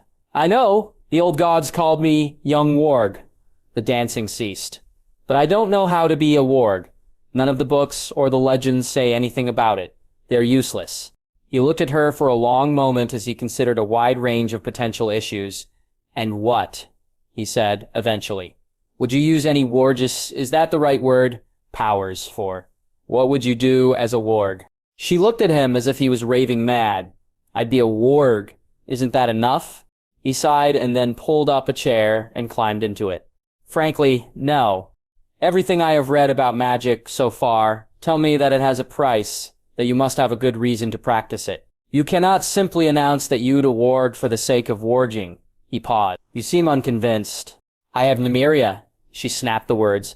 I could ward into her, and then I could bite Sansa on the arse, at which point she blushed more than a bit. That sounded wrong, didn't it? Very likely. Let me ask you a different question. Surely you wouldn't want to hurt Nymeria, would you? Attar Stark frowned, and then shook her head furiously. Of course not! Starks of old were wards and didn't hurt their direwolves. Why would I? Besides, that's what I'm looking for. Information on how to ward safely. Her angry expression softened a little. She relies on me, and I'd never hurt her. Tyrion looked at her for a moment. All of a sudden, he needed a large goblet of wine. You obviously haven't asked your father about this, as he would have forbidden it. Then I suggest that you keep reading, and make sure that you put all the books away afterwards. In the right places, otherwise Maester Luwin will be irked. She looked rather alarmed at that, and then, hearing the sound of footsteps to one side, she darted away and vanished in the stacks. Tyrion sighed and then looked at the doorway, where Luwin was standing. Maester Luwin. Lord Tyrion, the Maester approached the table and then looked at the books there. After a moment he moved his head to one side slightly, and then he sighed. I see that Lady Arya has been in here again, looking for a big book that tells me how to be a warg. Someone left out a harem not too far away, quickly silenced, and the two men smiled at each other for a moment before the Maester smiled wistfully. She's Lyanna Stark, come again, Lord Tyrion. I knew her only briefly, but the same fire that burnt in her burns just as bright in young Arya. I would not want to be the man who is fated to get close to that fire, Tyrion muttered. Then he looked back at the Maester and at the book he was carrying. And what do you have there, Maester Luwin? A book that I thought might interest you, Lord Tyrion. It was amongst the books and other writings that we found in Lord Stark's Solar, a book that I have only recently discovered. He held it out, a thin, slim volume that looked as if it was hundreds of years old. It contains notes written by the Lord Commander of the Night's Watch of some 200 years ago, about the time of the abandonment of the Night Fort, not his journal, that has been missing for many years. But the notes themselves are singular. They hint at more information, possibly hidden at Castle Black, and the name of that Lord Commander. Lord Tyrion, does the name Tatarak Lannister mean anything to you? I have a cousin of that name, Tyrion said slowly. But there was also once a younger brother of an ancestor of mine, about 30 years before the Dance of the Dragons. I think he joined the Night's Watch. There's a bit of a blank spot in the family history that I read when it comes to that bit, to be honest. Luwin's lips thinned for a moment. The honor of serving in the Night's Watch was fading by that point, I'm afraid. Especially in the great houses of the South, as King's Landing grew in influence and power and splendor. He spat that last word. Then he made a slight gesture of apology. Your pardon, Lord Tyrion. Here in the North, well, we have long been used to how little the South thinks of the Wall. He thought about the reports that had been arriving of the descendants of the first men sending help to the Wall, as well as the arrival of the clans from the Vale, and smiled a little. I think that you'll find that has changed, Maester Luwin. It has. Well, you need to read this. The Maester turned to a particular page and handed the book over. Tyrion looked at it with a frown. I, Lord Commander Tyrek Lannister, having ordered the abandonment of the Night Fort due to the growing enfeeblement of the Night's Watch, have ordered that certain chests containing document and other artifacts pertaining to the secrets be concealed there. Lord Stark is to be kept informed of this, and when the time comes to reclaim the Night Fort, as I have foreseen, then the second son, short of stature but great of intellect, of the proud lion, will go there to reclaim what is his, and to help open the Black Gate for the Wanderer. Invisible ants seemed to crawl up and down his spine for a moment. After a while, he looked up at the older man. This all makes it sound dreadfully obvious that very thick underwear and a lot of furs lie in my immediate future. It was a weak jape, but the best he could manage in the circumstances. I think, Lord Tyrion, that you must join Lord Stark and the Lords of the North at Castle Black. I think, Maester Luwin, that you are very right about that, he sighed. This was not going to be a pleasant trip, he suspected. It would instead be fast and arduous. And what was he going to reclaim? Varys? He sat there and forced his fingers to be still as he read the message. He prided himself on his ability to be calm and still, and he needed to be so. Now more than ever. It was just that he couldn't quite bring himself to believe it. Illyrio Mopetis, a man who had forgotten more about fighting, due to his time as a bravo than Varys could ever possess, was dead. Killed by an insane Viserys Targaryen, or rather attacked by Viserys Targaryen before they both fell into a fire. A shudder ripped through him. How had this happened? What had driven the boy over the edge so quickly? It had taken Duskendale to start Aerys' descent into madness. What had driven Viserys mad? His nickname of the Beggar King, his poverty, the dragon egg that Ilio had given him and which he had started to regret. He stood abruptly, and then took the message over to the nearest candle and burnt it. As the parchment crackled and burnt, he stared into the flames for a long moment. Fire. Such a destructive thing, but it had its uses. His career had been partly founded on it. Few knew this, but Aerys Targaryen hadn't just brought him to Westeros to spy for him. There had been another reason. Summerhall. Aerys hadn't believed that the tragedy had been an accident. And unless he very much missed his guess, Aerys had been right. It had been hard to ascertain the facts. Too much time had passed to get to the exact truth, the exact culprits. Too many questions. Why was it that the dragons had diminished in size? Why had the line of dragons failed? Why had the dragon lore failed the Targaryens? That much he did not know. So then, why choose Summerhall as the place to rebirth dragons? Why not Dragonstone? The latter had a volcano, warm tunnels, and all the accoutrements needed to breed dragons. What did Summerhall have? It had been totally under the control of the royal family. It should have been a safe, controlled environment. It should have been perfect. Instead, it had turned into an inferno that had claimed a king, a prince, and the lives of umpteen others. And why? He suspected the masters. Why? Because they were not keen on magic or on dragons. They were an affront to their tidy world of books and facts. He understood that, and he had some sympathy for it. Magic was too unpredictable, too wild, with costs that few understood. He knew, however, knew all too well. He brought his findings to Aerys, only to have more tasks thrown at him. Who was plotting against the king? Who wanted Aerys dead? What was Tywin Lannister doing? Why was his son, Rhaegar, learning how to fight all of a sudden?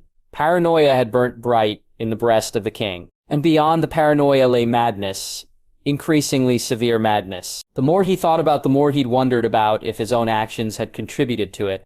Aerys had thought many things, mostly about disloyalty all around him. Every lord had been under suspicion. Even Tywin Lannister. 1,000 little things that ordinarily meant nothing had combined until Tywin Lannister had no longer been trusted. And then, after Aerys had humiliated Tywin with Rhaegar's marriage to Alia Martell instead of Cersei Lannister and Jaime Lannister's enrollment in the Kingsguard, the king's oldest friend had been utterly alienated and had resigned and returned to Casterly Rock in a high dudgeon. That had only increased Aerys' paranoia. Everyone was now plotting against him. Varys had had only one real major success after this point. The discovery that some kind of plot against the king might be discussed between a number of Lords Paramount and Rhaegar at the great tourney at Harrenhal. Even then, that success had been a mixed one. All attending the tourney had been horrified at his appearance. Long, unkempt hair, long nails, eyes like red coals in the snow. And even after that, Aerys still sank even deeper into paranoia and madness, which had led to the crowning madness of what had happened to Rickard and Brandon Stark. He'd known right there and then that disaster would follow. As one burnt to death and the other choked on his own blood, he'd known that the Targaryens were eventually doomed. That brought back more bad memories. Aerys had always been odd about wildfire. After the deaths of the Starks, well, he'd become even more obsessed by it. If such a thing was possible, watching him as people burnt to death in front of him, as he giggled and then pawed at his sister-wife, well, it had been the nastiest, riskiest period of his life. He'd been running on the edge of a knife the entire time, knowing that one misstep could kill him. It had grown worse after the news came of disaster at the Trident. Rosier got dead, his army scattered. The rebels advancing rapidly, no friendly forces anywhere near, lord after lord turning their coat, the court filled with whispers and long silences. Lozierx had killed messengers bearing bad news and traitors. At one point he'd even screamed to burn the ravens, until Pycelle had somehow persuaded him that the birds were loyal. That had been a surreal conversation to overhear. And then it had all come to an end. Tywin Lannister's betrayal, the deaths of those members of the royal family in the Red Keep. He often wondered about the final details of that. There had been rumors of some kind of plot that Aerys had been working on, something that had involved wildfire. The reports about the causes of the resignation and death of Lord Cornwall Telsted were highly suspicious. He had tried to find out more, but Aerys had always made it perfectly clear that Varys should never, ever spy on him. Not if he wanted to live. Looking back, he wished that he had had his current flock of little birds in place back then. He'd been young and callow back then. Well, younger. He'd known what had driven Aerys' obsession with wildfire, though. It ran in the family. Aerys Targaryen had died screaming after drinking a cup of the substance, thinking that it would transform him into a dragon. He had always wondered if Aerys had thought the same thing. Dragon. It always came back to dragons. And now, almost to make a mockery of it all, Summerhall, the desperate desire of kings long dead for dragons, the petty whims of her father, the rebellion, and so on. Daenerys Targaryen was now the mother to 3 dragons. He winced a little and then paced about the room. The problem was that he had no idea what to do at the moment, not really. He had crafted a plan with Illyrio and Connington, with the connivance of the Martells, a plan that had a reasonable chance of success. Robert Baratheon had been a terrible king so far. Grief had hollowed him out, and he'd tried to fill the void with wine, food, and women. It hadn't worked. The boy Aegon would make a better king. He was controllable, well-educated, and free of the taint of Targaryen madness. Or he would have. Suddenly the game board was changed, the pieces moving in different ways from those that had before. Perhaps this was an old form of the board, an ancient one. Had the first men had a Game of Thrones? Of course they had. It was as old as time itself. But there must have been times when it was placed into abeyance, perhaps. Times like now. The call had changed everything. The eyes of many men with the blood of the first men were not on King's Landing, but rather on Winterfell and the Wall. He could see it all so clearly now. It had taken time. He'd had to clear his mind of more than a few layers of disbelief. More than a few illusions that he had cherished about the world and the way that he had thought that it worked. So many people had changed their ways. So many things had been found. Stormbreaker had not been the first. He knew that Ned Stark held something as well, and there had been rumors about the Tarleys. And then there were the other things. The Blackfish had been seen heading towards the God's Eye. Something odd was happening there.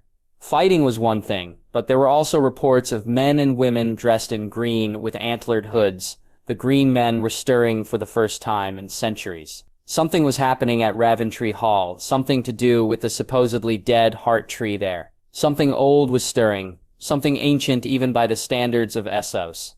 He knew that. Anyone who didn't was an idiot. The Queen was just such an idiot.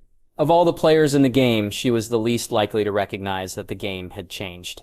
That King Robert was changing before her very eyes. The demon of the trident was sloughing off years of fat and inertia. A man with a purpose once more. Why did it have to be her? As a player in the game, she was a sad shadow of her father. He was a challenge. She was not. She thought she was clever and she wasn't. She thought she was subtle and cunning. She was, in reality, as subtle as a brick, and any cunning she had was that of a desperate rat. That said, even desperate rats could kill. At least Baelish was gone from the game. He had always known that he was a threat, but the true nature of that threat had only become apparent after his death. The list of people he had bribed, the number of men and women suborned, he had suspected that the list had been long, but had been quietly stunned at just how long. And for what? What had Baelish been striving for? Even now, he didn't understand it. He pinched the bridge of his nose for a moment. The king would be sailing for the north in an hour. King's Landing was all astir. What to do? Stay or go to Pentos? Daenerys Stormborn was now a major player in the game. The rules were different in Westeros, but in Essos there were certain certainties. The Magisters would treat her well, with great hospitality, and then they would start asking questions about her intentions. Would she be willing to use her dragons, once they were grown of course, on Braavos? Oh yes, they'd sell their souls to her for the chance to use those dragons on their hated enemy, and on anyone else. Perhaps Volantis after Braavos. Stay or go? Forgo the changed game here for the game that he was familiar with in Pentos. He had to make a decision, And soon, stay or go. Asha, there were 3 dead men at the entrance to the harbor at 10 Towers. All had been drowned men. All had been hanged. She stared at them as the black wind sailed past the point and then on to the long stone quay. And then she sighed. Oh, she could feel it in the air now. War. Strife. She shook her head for a moment. Dale was waiting for her at the quay, whittling on a piece of wood. Judging by the shape, it appeared to be a miniature tree. Odd. He's at High Harlow again, the man drawled as he jabbed his knife at one of the little shaggy horses that were tethered nearby. Wants to see you? Has news? Asha stared at him. News? Dale nodded and then started carving again. News. Then he looked up. Men on the point are Danefair's men. Your nuncle caught them ranting about him. No one was listening. Then they tried to draw steel. Bad idea. She raised her eyebrows at that before nodding and then mounting the horse and riding it up on the long winding road that led to High Hurla. And as she rode, she noted, again, how much was happening around her. Men were sowing fields, whilst others cleared brush. The Iron Islands had long since lost their great trees, but there were still the odd sapling here and there. Farming was a hard task on the Iron Islands. Here on Harlaw they were making every effort at making it work. It worried her. When she finally reached High Harlaw, her mind dark with worry, she found her nuncle, Roderick, in a makeshift study, a table piled high with books next to him. He was talking to a woman with long black hair, who must have been about 10 years older than her. From the way that they smiled at each other, Asha realized that the two were close. Very close. Odd, he'd never spoken about anyone other his late wife before. Who was she? He caught sight of her, and an odd look crossed his face. A combination of surprise, guilt, and determination. Asha, well met, he called out. I would like you to meet someone. This is Lady Usse, Alice said, her voice low and polite. I have heard much about you, but I have heard little of you, Asha blurted, before blushing a little. Nuncle, your pardon. Alice and I have known each other for some years now. We had an understanding. There was an odd expression to use, unless he meant that she had had a husband who was old or infirm or was in his dotage. He cleared his throat. We were married 2 days ago. She stared at them both. Her nuncle had never ever mentioned the possibility of him marrying again. Her face must have reflected everything she was thinking, because after a long moment he smiled ruefully. I wanted to hide Alice from your father's attention, and Danefair. I wanted to keep her safe, especially as she... Well, I heard the call very loudly, Alice said with a quiet strength. And my family does not worship the drowned god. Ice trickled up and down her spine for a moment. I am come from Old Wyke, she said hoarsely. And the stone brows there, they deny the drowned god as well, as do many others. Nuncle Roderick went still for a long moment as he and his new wife both stared at her. The stone brows? What of them? She sat in the nearest chair and pulled the stone out of a pocket. They asked if you were awake yet. They asked why you have not yet sent for the stone. Alice merely looked puzzled, but her nuncle went as white as a sheet. The stone, I didn't know. He caught their looks at him and abruptly stood, before pacing back and forth for a moment. Then he stopped and looked at them both. When my grandfather lay dying, he sent for me. He made very little sense, but what he did say has always stayed with me. He said that one day the stone brows would send word that one day the stone would be returned, and that Harlaws could see things clearly again, and then he died. I never knew what he meant, and my father said that the words meant nothing, but now his eyes turned to the stone. Who gave you that? Elias Stonebrow, my childhood nurse. She said that it would help you to read the runes, that Harlaws were overly clever, and that perhaps you were not told about the runes and the stone, but she gave it to me anyway. Said that it would answer your questions. Once you placed it at the start of the runes, she hefted it thoughtfully and then carefully handed it over to him. Her uncle stared at it for a long moment, and then he clenched it in his hand. Very well. Let us see what this will do. As they all stood and walked across the room to the door that led to the corridor, and the stairs, he seemed to recollect something. Oh, your brother has written to me a number of most interesting letters. Theon had written. Interesting in what way? Nuncle Roderick paused as he took a burning torch from a wall bracket. Interesting as in what he asked. He asked about the Greyjoy Rebellion, about your father's motives and strategy. And he asked a very good question. What question? If your father was an idiot or not. Not in those exact words, of course. But from the way he phrased it, I suspect that he's guessed the truth. Asha pulled a face. She'd wondered at times just what kind of a life Theon had in Winterfell. He'd been a proud boy from what she remembered of him. Nicer than their older brothers, but still proud and oddly needy. What was he like now? She had no idea. But from the sound of things, what else did he ask? Questions about the history of the Iron Islands, questions about the drowned god. Oh, and something odd, if there were any legends about people dreaming about an island made of bones. An island made of bones? She laughed. Why would someone dream of anything like that? I know not. And yet it's an oddly specific question, is it not? She thought about as they passed down the stairs leading to the corridor, and then slowly nodded.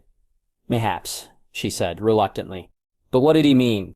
I have written back to him to ask, her uncle replied as they reached the corridor and strode towards the room where the light still feebly flickered, especially for more details about the call. You see, your brother was there when Ned Stark sent it out. He was there, Asha. No mummery. He was there, and his letter on it was sobering.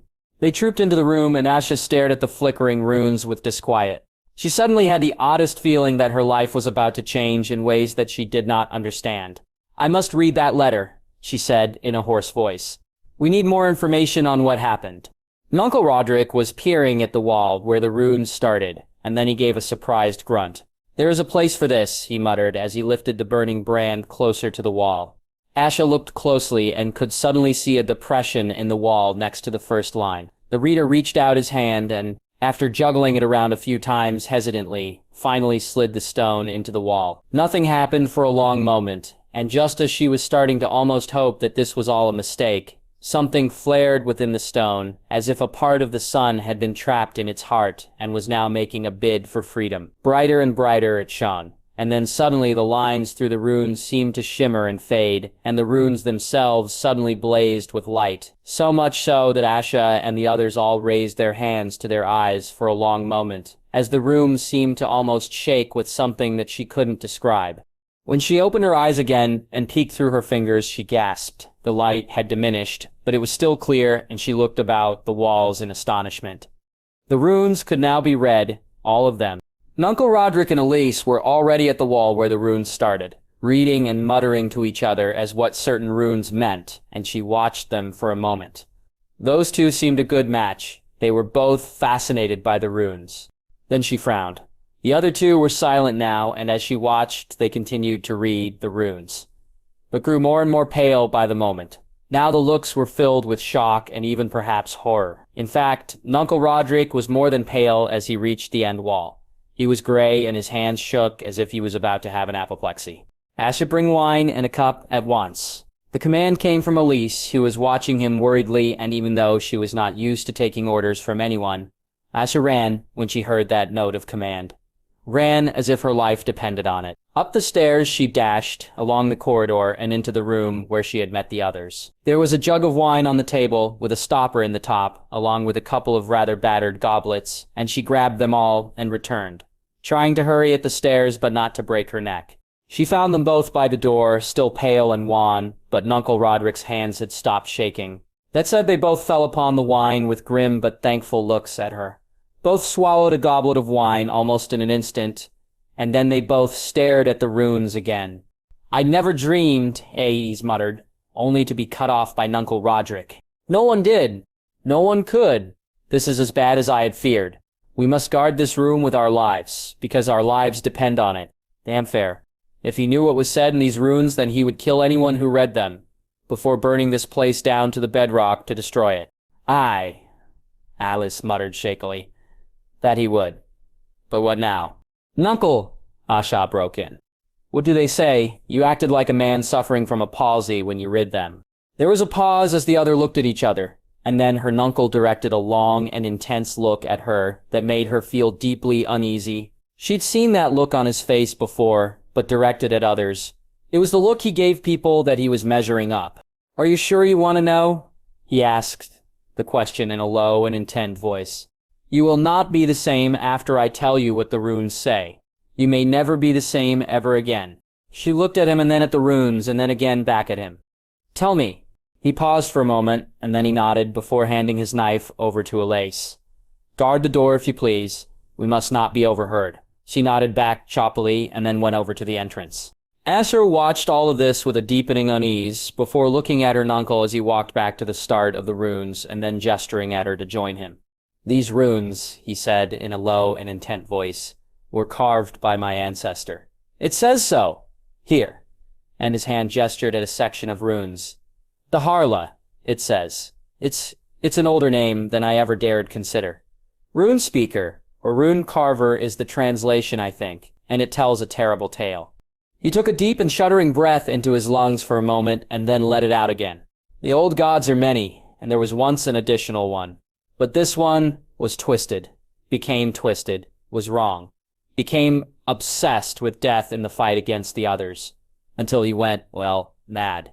Nuncle Roderick gestured at another part of the wall. The old gods, they tried to bring him back, but it was too late. The madness took hold and would not let him go. Death and coldness and madness, the madness of chaos, that was all he came to care about, all he desired. His hand went to another part of a different wall.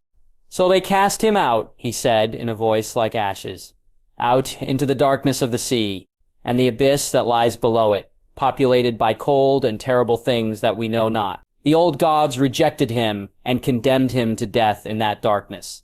But how can you kill a god? They both succeeded and failed.